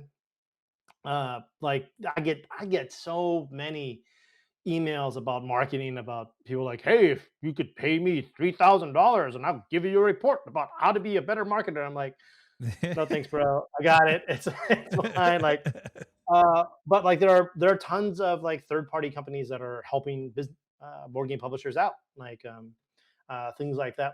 Also, quality control, looking at the products that we have, make sure everything's exactly the same way it could. Making our rule book is better. Do we catch all the grammar mistakes? Is anything misspelled? Things like that are just, and it's people say it's easy to write rule books, and like no, it's not. Like No. when you edit something like 100 times, it's so easy to glaze over the Oh yeah. pages that Yeah. it Your gets really brain hard. will automatically make those word skips and also the way you're reading it is totally different than the way somebody else will, eventually Yeah, read it and point it out. That doesn't make and making, sense. yeah. And like making sure every game that we have, like, do we have art assets for so we can give to content creators so they can do cool things? Do we have like sell sheets for all of them? Do we need product images so that we could have stuff out? Do we have copy to do it? What are the slogans for the game? What are the unique selling points of the game? How do we get that on BGG? Who needs to write the entry for that? Oh, there's an Origins preview list. We have to get our game on the Origins preview list. There's like just a lot of stuff that's just I need to do, and somehow try and get it done 4 days a week Yeah. with meeting. Is there So it's anyone else helping in marketing, or are you the only individual that is, are you the marketing team? yeah, Busy doesn't have a marketing team. They have a gym. Yeah. Yeah. Okay. Just, That's what I it's assumed. kind of what they have. Yeah. And so like there's that, and there's some hard things. We have discussions about stuff, and in the company, I'm like, well, we could do that. Obviously, that's the right thing to do, but the optics of that dictate that we need to do this instead, because it doesn't matter how we feel, it matters how the public sees us. And your brand isn't your logo, your brand is your community. And so you need to make sure that is the most important thing, and you make sure those people are happy and stay loyal and happy with you. So I there's Go ahead. Go ahead. no, there's just yeah. The A I lot. love and hate marketing for the exact same reason, is that marketing is everything. It's I'm everything from the surprised handshake you make you're to so how your game involved plays. in playtesting and the rule book. Like, how do you have time to do all of that? You just if you care about something, you find the Yeah. time. Well, I mean, that's so cool though. You know, I worked for 23 years in a company that I frankly, they were good to me until they weren't. Um, but I didn't care about anything that they produced per se. It's got to be so Yeah. refreshing being in an environment where you're just in love with the product. You're in love Oh, with the man. atmosphere and the hobby and all of that. That's got to be like a dream, Yeah, right? my last job was in cybersecurity, right? So, like, if if your company has a problem with my product, that's $1 million problem. Right. That's a huge problem. But David, if you don't like my board game, I I don't care. Oh Like, well. Yeah. Yeah. oh, well, someone else will. It's okay. It's a Right. luxury item. I don't find. But I guess like my secret to making sure I get everything done is to because I want to touch back on that is like I have like this little book that I keep here of like little sayings to Mhm. kind of refresh myself and energize myself and keep myself focused, and then I just powerhouse do it. And the first page on here is uh is every day is the fucking Super Bowl, because that's I have to treat it that way, and because I have a lot of stuff to get done and I need to get it done. And there's just and it's when you work with a small team, or if you're the owner of a company, or you run like your own podcast or YouTube channel, if there's a fire, there's no cavalry. It's No. just you. You got to get it done. You mentioned that content is at the bottom of your list. Has that been hard, considering that's kind of like where you came from? Is creation of content? Is that something you would like to get to more? I say it's at the bottom of my list, but I always have to make it. But Yeah. it's something that's there. It's like the spine, So like Yeah. everything, it's just one part of the marketing, right? It's important. It's really important, but it's just one of the many things that I have to do. Yeah. And I And think that's probably something that most people may not realize. They think, "Oh, marketing manager, you're just doing social media and just right. doing whatever is cool." It's like, no, there's more to it than that. Like we had a fun I had a fun marketing meeting like a few weeks ago where I sat the team down and I go, all right, so who's our super fan?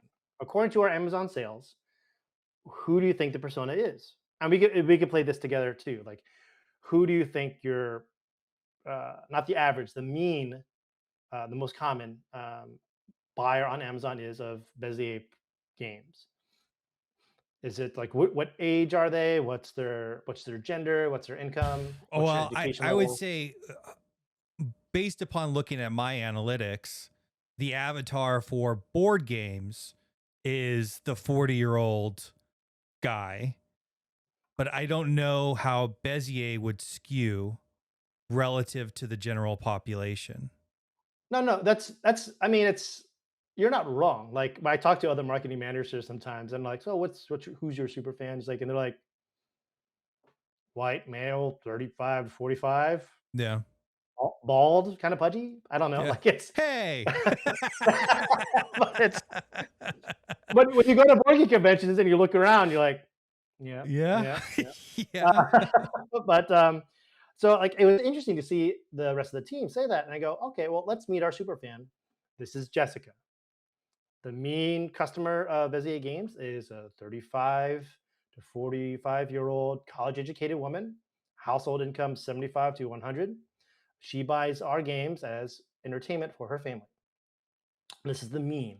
This doesn't mean that college-educated dudes aren't buying our games. There's just more Jessicas than they are those Davids, Right. right? That's just how they are. It just doesn't mean like uncollege educated Jessicas are buying our games. They're just more Jessicas who went to college who are buying our games.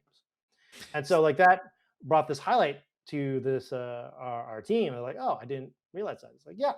I go, is that Jessica Alba? It's like, yeah, it's Jessica Alba. Like, Yeah. but I just chose Jessica because it was the most common name for women like 35 to 40. That's my wife's name.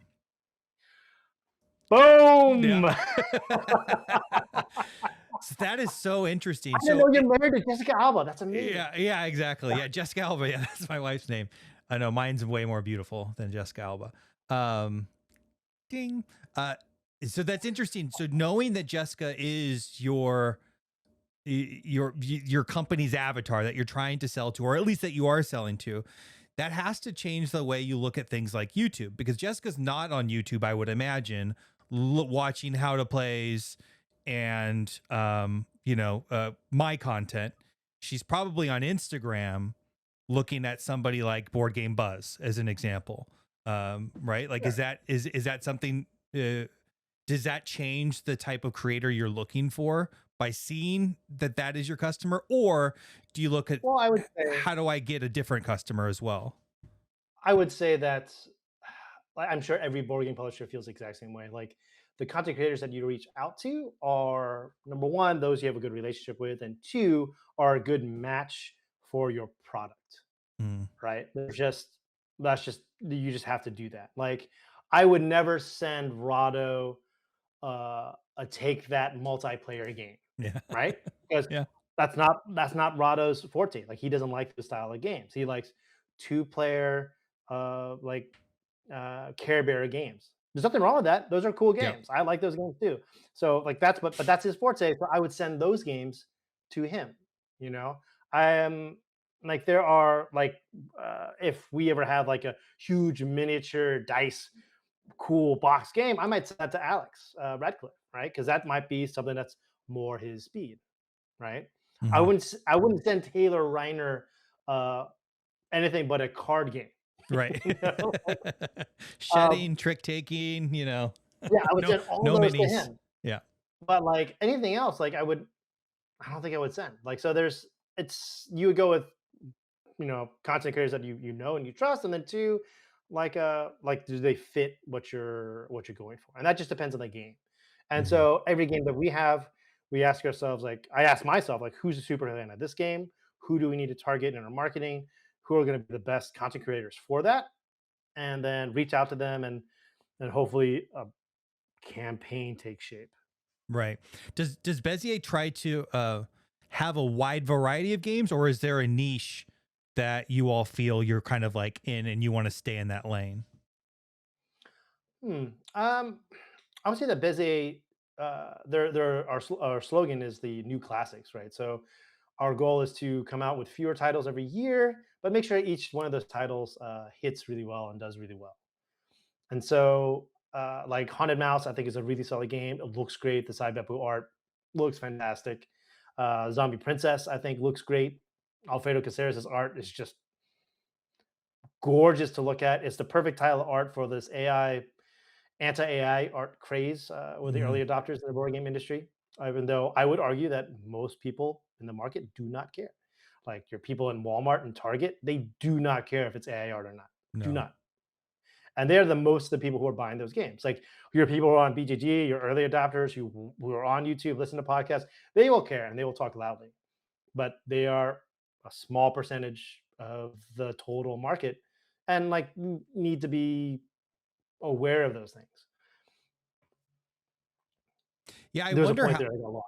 I'm Yeah, sorry. well, no, that's fine. I wonder if we do, or if publishers do put too much kind of value on the YouTube kind of like loud crowd, right? Where it doesn't necessarily seem like um a problem or a perspective could seem significantly more exaggerated based upon commenters on YouTube rather than what is the true population, like Jessica. Yeah, it's funny, like Awakened Realms, right? Like they got a lot of flack for the Hmm. AI art in the Concordia one, right? Yep. Um, didn't change what they're gonna do. Still millions of dollars made. Like you could see all these comments, and I'm just thinking to myself, they do not care. No. Millions, they raised millions, thousands of backers. They don't care about the few who complain. It's like that's fine. You're upset, but thousands of people don't care, and we're still gonna make our money. So I think, I Yeah. mean, maybe they had different internal discussions. I don't know, but I mean, if that's the situation that they're in, you know, and Yeah. I personally loved the Concordia uh, forums on BGG. Like the different Yeah, they're box covers were entertaining. all hilarious, Yeah. Oh hilarious, and yeah. that to me was like that to me is like, oh, that's what BGG is supposed to be. You know, like Goa, like a long time ago, someone took the cover of Goa and made a Dune back cover of it and said the Hmm. spice must flow. It's a Yeah. game about trading spice. So when the new Goa came out with new artwork, I was like, oh, I want to do an homage to the old one, and I changed the artwork to have a sandworm in the background, and it Yeah. looks better because it kind of looks like Chani on the cover of this new Dune Goa. What you But I think mentioned. that's, Go ahead. but I think to me that's what I fell in love with BGG for. Like all those different reskins and rethemes and all the fun community artwork stuff that people do. Oh yeah, very cool stuff. Well, and now with AI, they could do pretty much anything. Uh, what's Bezier's stance on AI in the design process, art We process? don't want it. I mean, we don't want it. Like it's just we don't want it. I mean, when we do a prototype in house, like we might do some AI art just to Like have something placeholder there. stuff? Yeah. Yeah, just like placeholder stuff. And most publishers I know do something like that. But like on as terms of a finished product, yeah, we don't do that. It's And do you just use it in testing or mechanism design or anything like that? Running iterations? no, no. That's I talked to Austin about that from Ivy Studio, Hmm. and they did like a computer simulation of like Moonrakers to try and make it all more balanced and stuff. And I go, Yeah. was that really useful? And he's like, yeah, it was absolutely useful. We learned some things and we rebalanced our game because of that. I go, would you ever do that again for another game? And they're like, absolutely not. It's just No, like, really. How long ago was that? and a couple of years ago, but like Hmm. Jeff Engelstein of Ludology podcast, in his book, he came up with a really interesting point. And it was like, when you design a board game, how many times are you designing for players to play the game? Are you designing it for them to play it 30 times, 80 Hmm. times, 100 times? A computer will simulate your game a million times, but do you expect someone to play your game a million times? I would say no, right? No. Tom Vassell tells this story of like someone coming up to him and was like, "Hey, you recommended a game. I played it, and then I got bored of it, and it sucks." And he's like, "Well, how many times did you play? I played it like 80 times." I'm like, "I think you got your money's worth, man. Yeah. You played a Yeah. game 80 times, You need an and, expansion, buddy. and now you think it sucks. I mean, Yeah. like you were entertained 80 times. That's more than enough value for you, right? That's much cheaper than a movie ticket, Right. right? So I think I that to me, that's what when I when I look at the value of a board game, that's what I ask myself. Like, is the cost enjoyment ratio worth it? You know? Right. Yeah, for me, if I get, 5 or 6 plays out of the gates and then am happy enough to revisit it yearly, I think Yeah. that's probably like a really big win at this point. If it's a small box games, I'll be able, like Rebel Princess, when it first came out, our family played it 20, 30 times. We took it to Hawaii with us and just like played it at night. Awesome. And, but so I think it depends on the game. Like, Rebel Princess, I would expect, well, ironically, out of the small box cheaper game, way more play than I would out of Gaia Project. Which is it's Yeah. interesting when you think about it, like the value proposition on a small box game relative to a large box game. Yeah. That's something that I think you, as a consumer, have to think about, and I think publishers think about that too. But I think most publishers that I talk to, all have the same kind of philosophy, is that we design our games to be successful on game one. Mhm. All of these except for like those big Lacerda games, right? Like when you're playing a game that heavy, you have to go into expecting that your first game is a learning game, right? Yeah. Like I just played the newest Uchibukoya Rosalie game Okay. a Is it day or good? two ago. Yeah, I really enjoyed it. But the first game was a learning game, and I went into that. My Yeah. wife and I went into that knowing that it's a learning game. But like games today, like you when you design them, I think they need to be bangers on that first play because it's so fierce. There's so much competition out there. You need to stand out, and Yeah. people love games where they feel clever, and if you can That is make them true. feel clever on that first gameplay, they'll come back for more. And if Yeah. you make them unsatisfied in this way of like you didn't do everything you could have done, and at the end of the game they realize, oh, I done this and this and this, then they'll want to play again. Yeah. That's And I the think that's exciting part. Yeah. yeah, that's what you want. But yes, go back to your original question of like, does Bezier have certain stop games? Yeah, we do small box games for our card line, which are we try to make easy to learn, hard to master. And I would argue that that's what I would say Jessica kind of lives. But we also have like evergreen, like big box titles, like Suburbia and Castles and Game Makers now, which we might tailor to not Jessica and to the older crowd, or at least that's what the data tells me. It tells me Right. that these older gamers like these heavier strategy games, and younger gamers like Werewolf. So, like all our Werewolf line, anytime you introduce a new product to that, it's going to be portable. It's going to be more in the lower price point because that's who consumes Werewolf. So we want to make Mm, sure that Werewolf stays in that realm. And then card games are like this nice bridging point, and then heavier card games are more for that mature market. yeah. So it's So like you, kind of you like are trying those. to get a wide variety of player avatars, as I call them, not just a narrow Yeah, Jessica. Yeah. yeah. I guess in the marketing industry we would call them customer personas, which is so Customer personas. Yeah. The YouTube, vanilla it's your and focused. avatar. You know, who's your Yeah, avatar that you're trying to speak to. So I guess I have that. I'm no marketing genius. So I do want to talk about your this year's releases for sure. Bezier. And I don't have experience with any of them, but I will start with Zombie Princess, which is the closest to the experience that I have, and Rebel Princess, which I absolutely loved. I love trick avoidance. I think it's brilliant. I love asymmetry. Anytime there's asymmetry in a game, I absolutely love it. But it does sound like Zombie Princess is a different gimmick that I might love. Do you want to give kind of like the elevator pitch to Sure. Like if well, anyone's still listening? the 5 second pitch is more of a Rebel Princess is Ticket to Ride, Zombie Princess is Ticket to Ride Europe. So just like a little bit Okay. more oomph going on there. Rebel Princess is hearts, Zombie Princess is spades. So it's all about bidding on how many zombie hordes you're going to kill, save, take, tricks you're going to take. Hmm. And it can also be a team game. So you can play spades with 6 people, 2v2v2, and you still have the things that make Rebel Princess. You have the princess line of all the princesses have unique player powers that they could use once per hand, and then you have round powers that kind of change the game up a little Yep. bit, so it feels like a different trick taking game every hand. The the powers are very different though. Like in Rebel Princess, it's all about shot and fraud, throwing another princess under the bus because that's what Hearts like thrives on, right? That's what makes it work.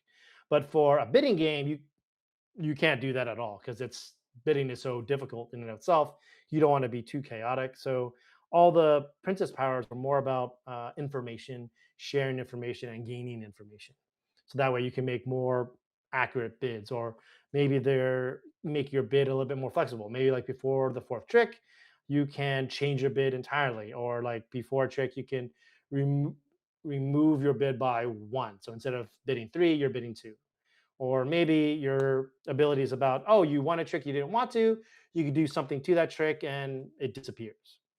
So it's all about like mitigating your bid and sharing information. So that's what the princess powers live there, and it makes it a different feel. But I like it a lot more than Rebel Princess. That's I didn't know if you were probably going to say that or not. Okay. So what makes it, why do you like it more? Did you Just learn something in the original game that you've kind of transferred into the powers and the round modifiers? to a certain extent. I mean, I like Ticket to Ride Europe more than Ticket to Ride, right? I just like a little bit more oomph going on. I love the team play because if we do well, it's because I did a good job. If we did badly, it's your fault. Yeah. um, I do love the team aspects. Like we play Bacon all the time, and I always love playing our in-laws in teams. It's just, and it's more exciting, I yeah, guess. it, That it's shared it's just experience. fun. Yeah, it's a fun shared experience that you get to have, and you have these great table talk with teams. And I think that's why I like spades more than hearts. Well, one thing that we learned was that the if you don't use your princess power in Zombie Princess, you get points, you get something. Okay. Whereas like in Royal Prince, if you don't use your ability, oh well, you don't use it. Yeah. My And I in-laws usually always forgot to use their princess powers, so that would have benefited them significantly. yeah, I usually tell people don't look for a good time to use your You're right. princess power. Like the Just look first for time. Yeah. just look for a time. It Yeah. looks oh, it's a decent time to use it. Go ahead and use it Yeah. Because because you you'll might forget probably it. forget. Yeah, you probably forget it, and just do it now. Are the round And modifiers as impactful as in Rebel oh yeah, Princess? oh yeah, they're not as mean, but they're definitely impactful. And there's only 4 rounds instead of 5 Okay. because we found that with bidding, it it makes the rounds longer, and then 5 was just a little too long, and 4 seemed to be the sweet spot because you wanted to keep it under an hour. And who's your super fan for Zombie Princess? Is this Jessica or is this me? I think it's a Jessica. Yeah, absolutely. Art, man, like Alfredo Caceres' art in Rebel Princess is just amazing, right? So cool. You look Yeah. at it, The just princesses are absolutely, awesome. yeah, they're so awesome looking. And then in Zombie Princess, it's just more of that. So if you're Jessica, you were around in the 90s, you might have really liked Buffy the Vampire Slayer.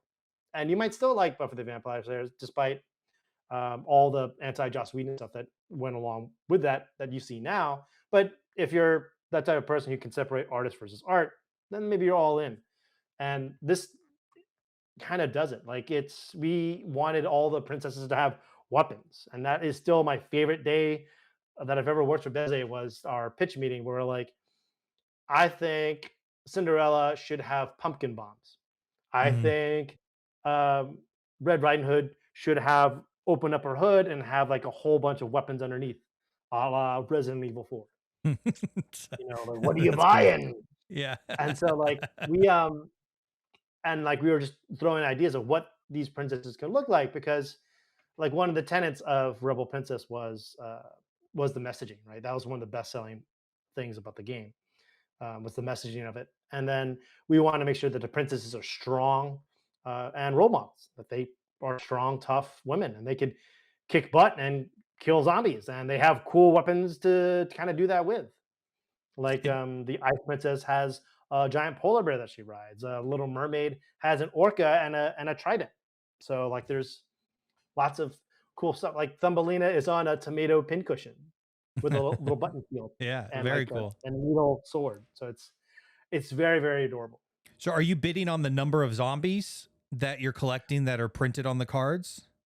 Tricks. The tricks you're So winning. specific tricks. Okay. I saw Yeah. tokens, like there's little zombie tokens. Is that like representing the trick? That's kind of like that's what we're doing with bags in a way. So like how the gameplay works is like if you bid 3 and you don't and 2 tricks, well then you'll get 0 points. Got But it. if you bid 3 and you get 3, well then you'll get your bid. So 1, 2, 3, 3 points. So even if you get 4 tricks, you'll still get 3 points because you bid 3. But if you get like 5 tricks compared to the 3 you bid, then for each trick you're over, you're going to lose skulls. What are skulls? Well, skulls are really cool because let's say you bid 3 and you only got 2 tricks. Well, now you know your score is going to be 0, but you could spend skulls to kind of buy a trick, and then now you'll get 3 points. And Interesting. so So it gives you a the little skulls, leeway. It's not as yeah, punishing. and the skulls at the end of the game, every 2 skulls gives you 1 point. So let's say maybe 3 skulls to buy a trick. So you're spending a point and a half to get 3 points in that previous example, right? So you're trying to make sure that you have skulls to kind of mitigate your bid as you play the game. Right. And if you go null, you'll get a ton of skulls as a reward. So, Right. I mean, like that spades strategy is very common. Like, David, you get take spades, I go null, I'll feed you stuff. So I'll get a lot of skulls and Zombie Princess, and you'll get a lot of points. And Right. then we'll have enough points at the end of the game. Very cool. Let's pivot to the next one because we are running out of time here. It's game makers. I saw this. I believe PAX U. Is that where I saw the first It coverage might have on been, this? yeah. Yeah. We've been taking it to demos for quite a while now, but Yeah. it'll be at Gen Con this year, and it's our big game, our busiest first big game in a while, What's been and the it's response taking it to conventions?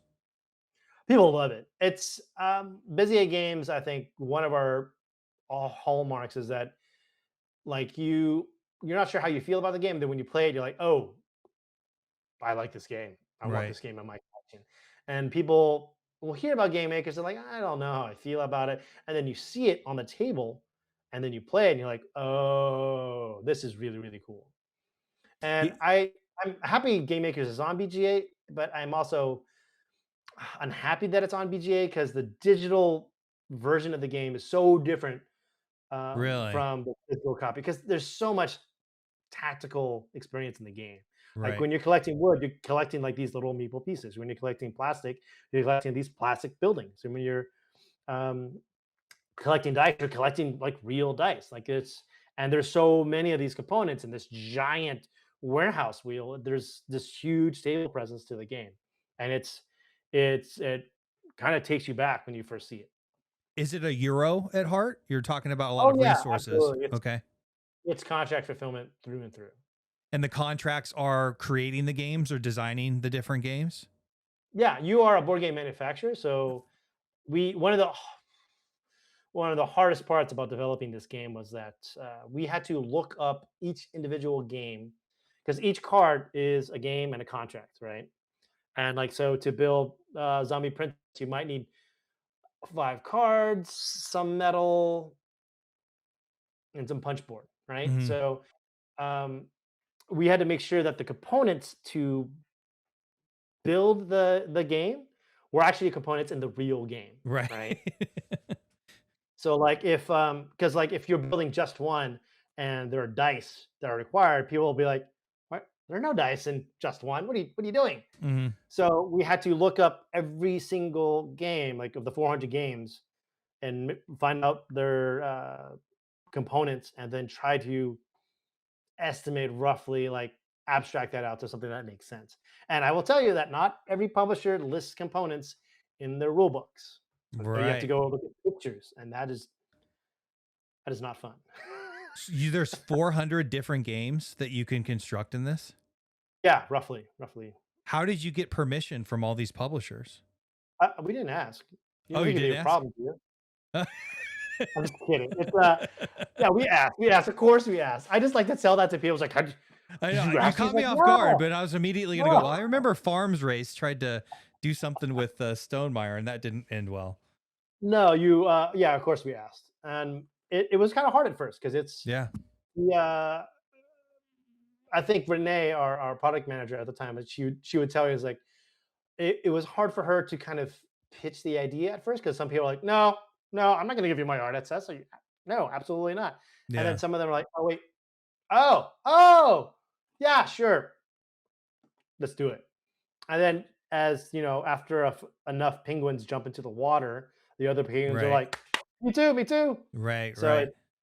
it kind of steamrolled there, but it's still, according to Renee's quote, like still over 2,000 emails to make that game. So yeah, Wow, that's it. that is nuts. I would imagine there's a marketing angle, right? Like they're getting some exposure. People might get curious about what that game is that they're building and Yeah, yeah. I mean, like we're saying, you get to build the greatest games of all time, and your yeah. game's included in that, and that's really cool. And some publishers were all in, some publishers were all out for like multiple different reasons. Some games that we wanted to get, but just couldn't be in there, like anything with an IP. Like reached out to Aries Game, was like, dude, we want War of the Ring, and they're like, dude, uh, you got to talk to Middle Earth Enterprises, and we're like, dude, that's a long conversation for just Y- one card. It's like, Yeah. yeah, dude, I know, and they're like, It's dude, like I don't know if it's worth it. Like, right. any Disney game, any Star Wars game, that's a Yeah, long talk with Disney yeah, anything with for real ultimately, IP. yeah, If the anything with an IP that's larger than the board game industry, right. Good luck. probably not. But yeah, Yeah. probably not. So it's What would you say the hook and is in game makers? Like, what's the thing that like gets you super excited as you're playing it? I think that it's I think it's the meta aspect of the game, right? When I demoed the game, I would always hear certain phrases again and again and again. I would hear people go, they would hold up a game and be like, "You see this game? This game sucks. Yeah. I'm not building it." I'm like, I don't even know that information, but you Yeah. felt passionate about that game to tell me, and they're like, "Oh, this is my favorite game." Yeah. And it does nothing for my current strategy, but I don't care. I'm going to build it. I want this game on my shelf. Like there's those weird meta aspects of it where people love a game so much that they want to include it no matter what, even if it doesn't do anything for their strategy. And it's funny because like was it how I roll said it like how he said I play a lot of farm simulating games. I played a lot of city building games. I played a lot of like ghost hunting, Cthulhu, shotgun to the face games, but I don't do any of those things in real life. I actually do board games in real life. So Right. this is something that I actually care about, and it makes the game hit differently. Yeah. I wondered if it was too close to home, right? It's like, we put ourselves into the shoes of kind of these fantasies of being a farmer. I guess not everyone's a game designer, but I wondered how that would work out. And that's why I asked about what the response has been specifically on the theme. I think it's really cool, but usually it's sometimes they're like, "What's this game?" People don't know what the game is, or like, "Why would Right. you include this game?" And you explain it to them. Like Kingdom Death Monster is just a giant black box and like some UV spotting for the main logo. Hmm. And people are like, "Is this an error?" And they showed me the card, and they're like, and other people at the table like, "No, no, no, that's Kingdom Death Monster, bro." And you're like, Yeah. "Oh, I've never seen and what's that. that game?" Is it gonna be Yeah. if you know, you know. So like it's pretty neat to see how people respond to that, and it's just like when you draw cards, it's like seeing all these old friends again. And sometimes when you're playing the game, you're like, "Oh yeah, I haven't played Twa in a long time. I Right. really need to play that Yeah. game again." Bringing back good memories, Yeah, nostalgia. It's game discovery. Everyone loves top 10 lists. This is the top 400 list for you for game yeah, discovery. If you don't know what this is, go look it up. Yeah, I like yeah, it. and that's the cool thing about seeing that. And I think it's something that no matter how I marketed the game, I can never do it justice. Like you really need to play it to really really get why it's special. Right. And is there a lazy Susan that's spinning in the table? Yeah, yeah, and that was the biggest engineering hurdle, and I'm Right. so happy to report that it's flawless. Like, Cool. it took a lot of iterations, with us working with Panda to make sure that that lazy Susan and that warehouse worked perfectly, and yeah, it was a lot of engineering just to get it just right. Sweet. Well, I look forward to playing that one. One that I had on a list of excited games at PAX U, I believe that Haunted Mouse was on there. Give me the quick uh 30-second pitch on that one. It's designed by, Jonathan Cox of John Gets Games, or now Getting Games, and the art is done by Sai Beppu, and you are mice trying to fight through your nightmares so you get cheese. And we can all relate with that. Yeah, perfect. So it's a card shedder, right? Mhm. And how does the what's the hook?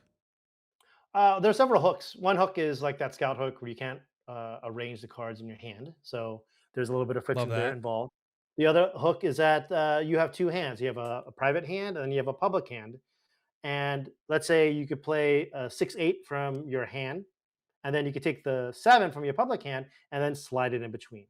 So it creates a little bit of flexibility for you. The next hook about that is that the public hand, which we call bait, you can use anyone's bait cards and anyone can use yours. So there's like this weird card economy that happens where like maybe you play a 1-2, and then I have a 1, and I could use Betty's 2 and Jessica's 3, and then I could play a 1-2-3 and then beat your meld. And there's Very. this kind of like collusion that happens of like, oh, David just dropped like this 5 card thing. How do we beat it? Well, I'm gonna play this 2. I'm gonna drop this 3, and then maybe Jay can do something to beat David, I and we can love keep allowing it. collusion. That Yeah, that is controversial. I think that's a little divisive. Some people hate that, but I love kind of like going against the, king making, or at least tearing down the king. I don't know what the term yeah, is there. that's your quote for the day. I love collusion. That's it. Yeah. In games. I love collusion in games. I so much the above the, and that's what I don't think enough people give kind of credence to in trick takers and card setters and ladder climbing. Like there is plenty of above the table talk, especially the team aspect, but anytime that's part of the design, I'm in. I love it. I'm excited about it. Yeah, I'm really really happy with Haunted Mouse. The production was just fantastic. When I opened up, I think we just got it last week into headquarters, and it looks great, Yeah, just the art flawless. looks wonderful. And there are hidden secrets inside the game. If you lift up the inserts of both games, there's a surprise waiting for you. I wonder sometimes how many games are out there that I might have something hiding underneath that. But I did start checking every once in a while, and then kind of disappointed when there's nothing underneath there. Well, you just never know, right? It's just Right. you never know, and I think the gamer in all of us just does that. I think that was the one problem I had with the Ready Player One movie, where the trick for the first race was to drive backwards, and I'm like, there's no way that no one ever thought of doing that, because gamers will try Right. and game the game and break the They game. would have just done it just to play Day one, around and mess around. Yeah. But yeah, Ready day Player one. One I is was so like, good. I'm just going to reverse backwards and see what Yeah. happens. Yeah. Of course, no one's going to do that. Like on Yeah. day one, that's totally going to happen. So the one I have no idea. I couldn't even find a rule book. Maybe I was looking in the wrong place. Warp 99. Tell me about Warp that. 99 is a re-implementation of 99. So Okay, the that game might be ends one. when someone reaches 99 points. So it's kind of like this nice, chill table kind of talking game, like the game that you could talk at the table and still play. Hmm. So on your turn, you'll charge your FTL drive, you'll charge your engine, and then you'll play this card like to your tableau, and then you'll play a card the rest of your hand into these 2 discards. And there are rules that dictate that, like has to be 1 card higher, has to be the same color, has to be the same suit, or has to be the sum of this or that. And there's, I think, with the expansion, there are, I don't know, like 20, 30 different rule cards, and there's only ever 3 on the table at a given time. And but the fun is like in those combos. Like, can Mm. you charge your engine and then empty out your hand? And if you empty out your hand, you could have a second turn. And if you empty out your little private deck of 15 cards, you get 15 points. At one point, you might not be able to charge your engine, because when you charge your engine, it has to go up sequentially and have to have different numbers and different suits. So you can't double. And then eventually you'll just have to, I guess, activate your FTL drive. So that way you'll just empty out your tableau, and it goes exponential. So if you have 5 cards in there, it's 25 points. 6 cards in there, 36 points. If you Mm. have 8 cards in there, that's 64 points, and you're that much closer to 99 points. Is it a pretty fast game? Yeah, it's pretty fast, especially at 2 players. It's like lightning fast at 2 players. And then with the expansion, which we call Hyperdrive, it makes the game even faster, where you're just doing all these fun combos. And like the dopamine hits of that game are pretty fun. It's like, oh, ooh, ooh, ooh, ooh, I can do this and this and this and this and this. So it's, yeah, that's Combo the, tastic. yeah, combo tastic is what I would call it. Yeah. I love combo tastic games. So just keep hitting me with as much dopamine as possible. That's great. We've been really getting into filler games for, I've had more time at home, so I have more time just to kind of uh, jump out and play a game. And we just started playing Fight 5 from what is it, Neon? It's Chip Theory or whatever it might be. I don't know if you've played it, but it is kind of a fast kind of game like that, where it feels really good and quick. So I have a better appreciation for stuff like Warp 99 recently. So I'm excited about that as well. Yeah, like it's like the David from Man versus Meeple. He carries Nana in his backpack. Yeah. every convention. So if you ever see him, you're like, David, let's play Kick Hand of Nana. He'll be like, Yeah. dope, let's do it. Yeah. That's Nana's like, great. it's That's great. like It's great. our coffee like a cafe game or something like that. We bring that all the time. Oh yeah, it's great. And I think there's, I love filler games, but I hate they're called filler games because I think they're just Mm, games that serve a different purpose, right? yeah. Like I never I play a love, filler game as a filler. I play it 5 times in a row or whatever it might be. So yeah, it turns out to be a similar experience. yeah. I mean, I love like these big box experiences. Like I love Great Mm, Western Trail, but I can't. I'm not gonna take that with me on a road trip right. and play that, or play that on a plane. Like there are games that I can do that with, and some games that I just can't. Which one of these is going to be the biggest hit? I mean, game makers for sure, Yeah. but second to game makers, I'd probably say Zombie Princess. Yeah. You say art, the art, like so many conventions, people just show up and they'll just point at the Rebel Princess art sign and be like, "What is that game?" And they won't know anything about it. And be like, "I want that game," Right. and that's like the power of art. And like Ted, like my boss, the CEO, is like, "Oh, it's good. Our games are selling." I was like, "No, no, no. The lesson for that is that art sells games. Yeah. If it's good enough art, people will just buy it for the art. So that means we should heavily invest in good art for our games." And I think you I could see I that agree with that. with Zombie Princess and Haunted Mouse, like because they both look spectacular. Like Yeah. I've seen Haunted Mouse like at Gamma. I remember we had it on the table, and like there are just people walking by, just going, "Oh, it's so cute! Right. Well, Look at the mouth, I was at guys!" Dice Tower West playing Silverfrost, Everdell Silverfrost, and I can't tell you how Oh many yeah. people we were on the front row, literally interrupted every 2 minutes. What is that? Is this? Oh, and I had to like sell. I'm a big fan of it. I think it's a better Everdell, but yeah, I was selling it to a point where people like, do you work for them? I'm like, no, but I could use a job, so let me know. I do like Everdell a little more, but I would go Silverfrost because I have a huge weakness for snow maps, Yeah, okay. Yeah, it's and I got hate snow. So it's you just you hate snow and you love snow maps. Okay, real quick, the best snow map of of all time. Carcassonne Winter Edition. Okay, cool. I just I'll have to check that out. It's a map that grows with you. Yeah. It's So it's just Carcassonne, but it's snow. okay. When are all I of these mean, out? the Like snow retail? maps? No, yeah. No, no. Zombie Princess, Game Makers, Haunted Mouse, Uh, Warp 99. Zombie Princess and Haunted Mouse will be released in Origin, so June. Um, and then Warp 99 and Game Makers are Gen Con, so early August. Very cool. Jay, I had a whole segment of asking you what you disagree with me on. I don't know if you want to slip any in there at the No, end. we can do a rapid fire, like boom, boom, We boom, boom, yeah. boom. You can give Have your at hot it. take, and I'll give you a hot take back, and it's great. Yeah, We don't even have good. to react to it. Just go. Go ahead. What's your hot take? I don't know. I don't have any right now. Oh, okay. I think my hot take is that board game publishers should spend more time on TikTok because 25 and 25-year-olds are on TikTok, and in 10 years they're still going to be on TikTok. Just like 25-year-olds were on Facebook and they never left. That's a good point. I agree with that. I think TikTok is the present and the future in a really big way. And, I can't get yeah, any so traction on it because I don't know, my super fan is not there. Oddly I get thousands of short views on YouTube and hundreds on TikTok, but it's where I spend a lot of time, and I'm a yeah, boomerish. I would say another one is that I think the art and your cover are more important than the actual game mechanics. You have to deliver on the mechanics. They are more important if you want to sell copies, if you want to No, I establish think I think yourselves, the art and the cover is more important. than actually having a good game.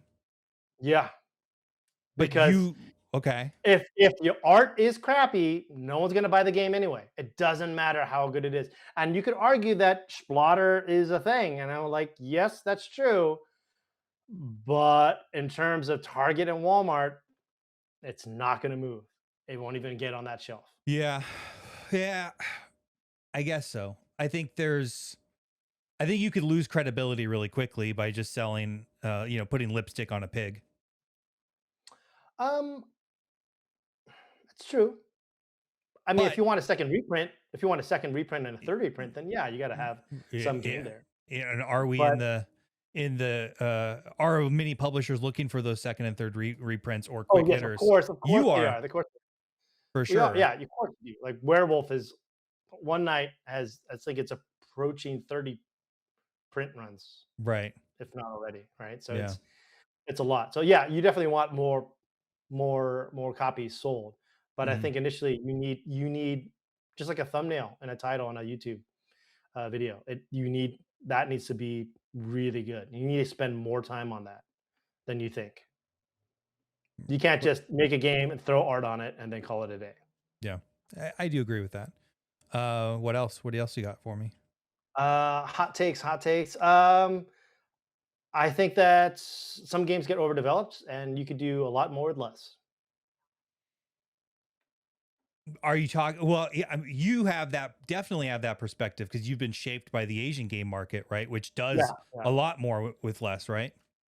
yeah. And I think that's something that I would say is that I mean, look at Flip Seven, right?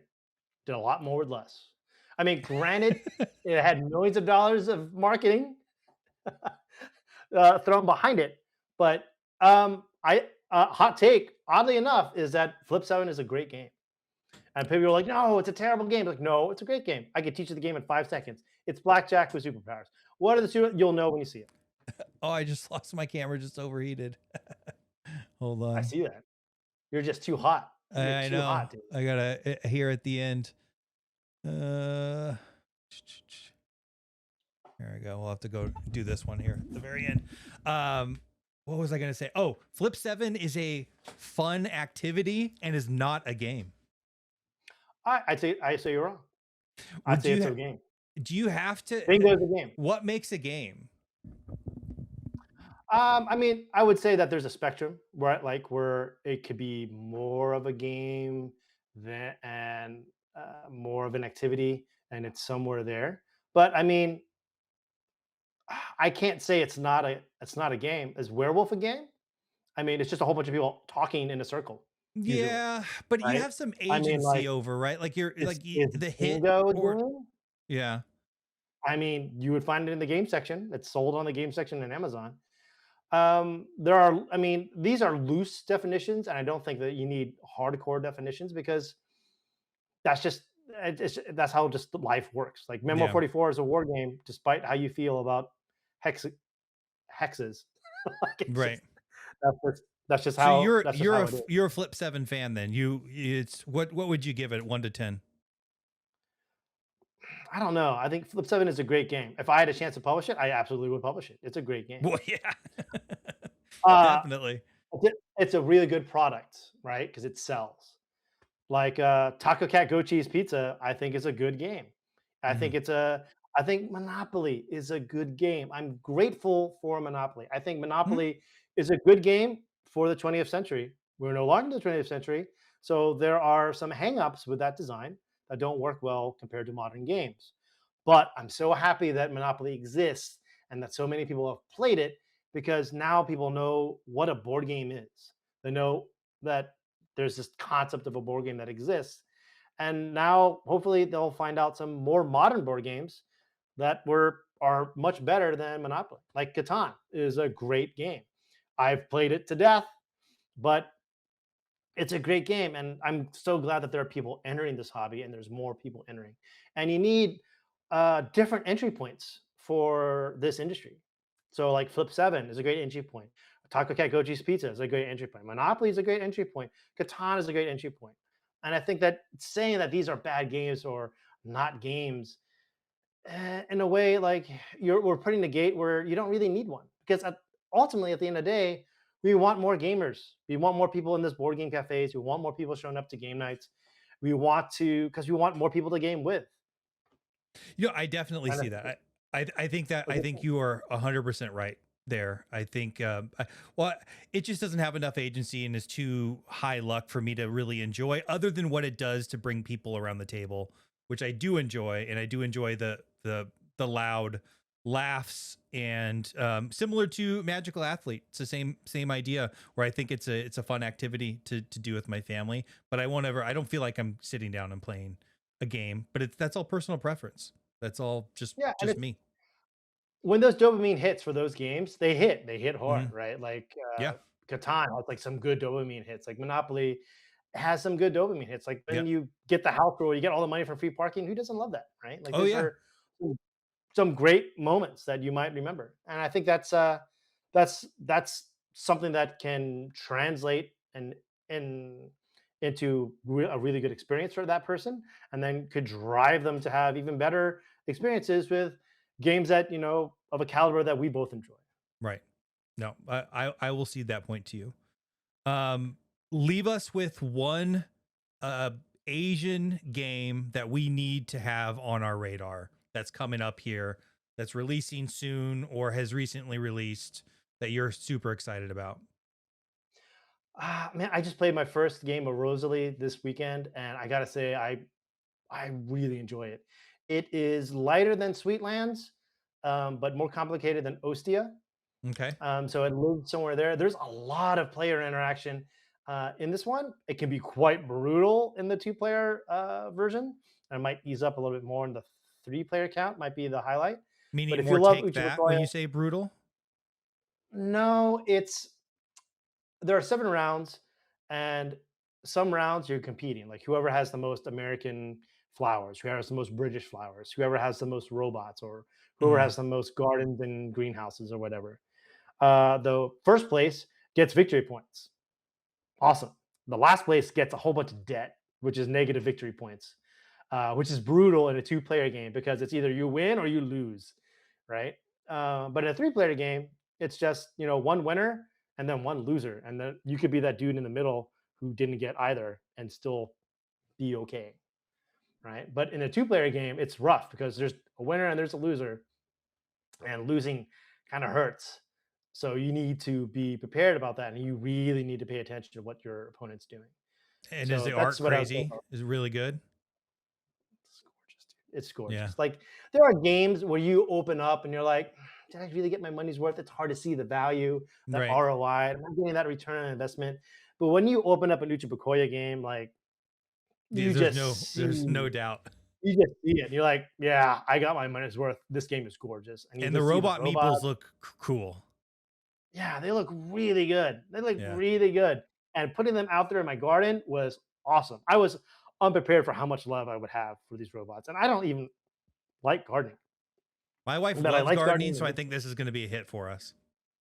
Yeah, the cool thing about Uchibakoya, I thought, is the main action system, which is something I've never seen before, and I thought it was really really fascinating. So everyone has like this little action board with like these little check marks, and you take a little check mark and you stick it in that little recessed area. So you took one of these 7 actions, right? That seems normal, right? But then you're gonna pass that around the table, and then someone to your left will give you theirs, and then you'll take another action. But you can't take the action that they took. Wow, that's cool. You'll have to I take like that. another action. You can take the action that they took, but you have to pay them money to do it. Oh, that is so good. So, what's really interesting though is that like, well, I want to build on this turn, but this is already taken. So I need to pay that person $20. Or I could wait and take another action because that clipboard over there, that that person didn't take that build action. So I could just wait and then do my action later. Right. And So there's there's a tension, little bit, right? Where you're like, oh, please don't take that next action. I really need yeah. that action coming up. I love that. Yeah, I love that. and I could tell like, "Oh, my wife wants to do this. I'm gonna do that now because what I really wanna do, I can wait and do later. So I'm gonna do this now." That she's like, "Oh, no, why did you do that?" And it's like, Mhm. "You can do it too. I just, Yeah. Yeah. Papa needs some cheddar." Yeah. So That is so good. I mean, it's essentially worker placement, right? But it's like uh, intra round, yeah, it's very interesting bizarre. Like, I've dynamic between, never especially 3 players or the more. passing. Yeah, because you each have a board that you're passing around the table. So Right. Do they it's ever get really reset the yeah, they get actions? reset at the end of every round. Okay. But How it's many just actions are it's there? really fascinating. 7, 7? and there's 7 rounds, and each Oh, the 7 rounds, the 7 phases. One, I mean, it's really one phase, and then the other phases are a very long, systematic upkeep. Right. But it's fun. It's really good, and it's difficult. Like Beautiful. I saw all these things of what I should be doing uh, during this first game. So the second time we play it, it'll be a much different game, and I can play with a different character who has a different power. So that's going to be fun. I'm glad you say it's a little lighter than Sweetlands. The aesthetic was right for my wife, but it was just a little too heavy, a little too involved. So I'll be interested to play this one. It's Sweetlands is rough because like playing the game is not difficult. Mm-mm. Playing the game well is very difficult Yep. because you really have it's so tight those first 3 rounds. Like you really have to set that you have to hit the ground for running and make sure Yep. you do everything you need to do. So that Very way, rounds punishing. 4 and 5, you could have these big explosive turns and get the bulk of the points that you deserve. Right. Rosalie has the same way where you need to set yourself up for some stuff, but there's a little bit more feedback into the loop. So that way you can feel yourself getting rewarded as time goes. And there are these cool little competitions like every other round or so to give you some agency of like how to build and to keep it competitive. Beautiful. Jay, thank you very much Yeah. for being here. This was a blast. You know, I every time I end these and I go, you know what? I don't think the next one could be any better. Like I just have such a good time, and you were an awesome It guest. So won't be. thank It you. won't be. This is the I best know. interview you'll ever have. This Ever. is the best one. I know. Everyone else I get sucks. it. And I know when they're at 2 hours and 30 minutes, it had to be good. So I don't think anyone's still watching, but I liked it. It's a podcast too, right? They were Yeah, listening, right? yeah, yeah, exactly. Hopefully. We'll see. Yeah, David, I had a blast. I had an absolute blast. Thank you for having me on here. Anytime you want me on here, I am here. Beautiful. I would love to have you back, and especially to talk about Asian games. I'm you are my source, so I'd love to have you back on. Oh, thank you, Neo. Yeah. I am. Bye, Jay. Take it easy, David.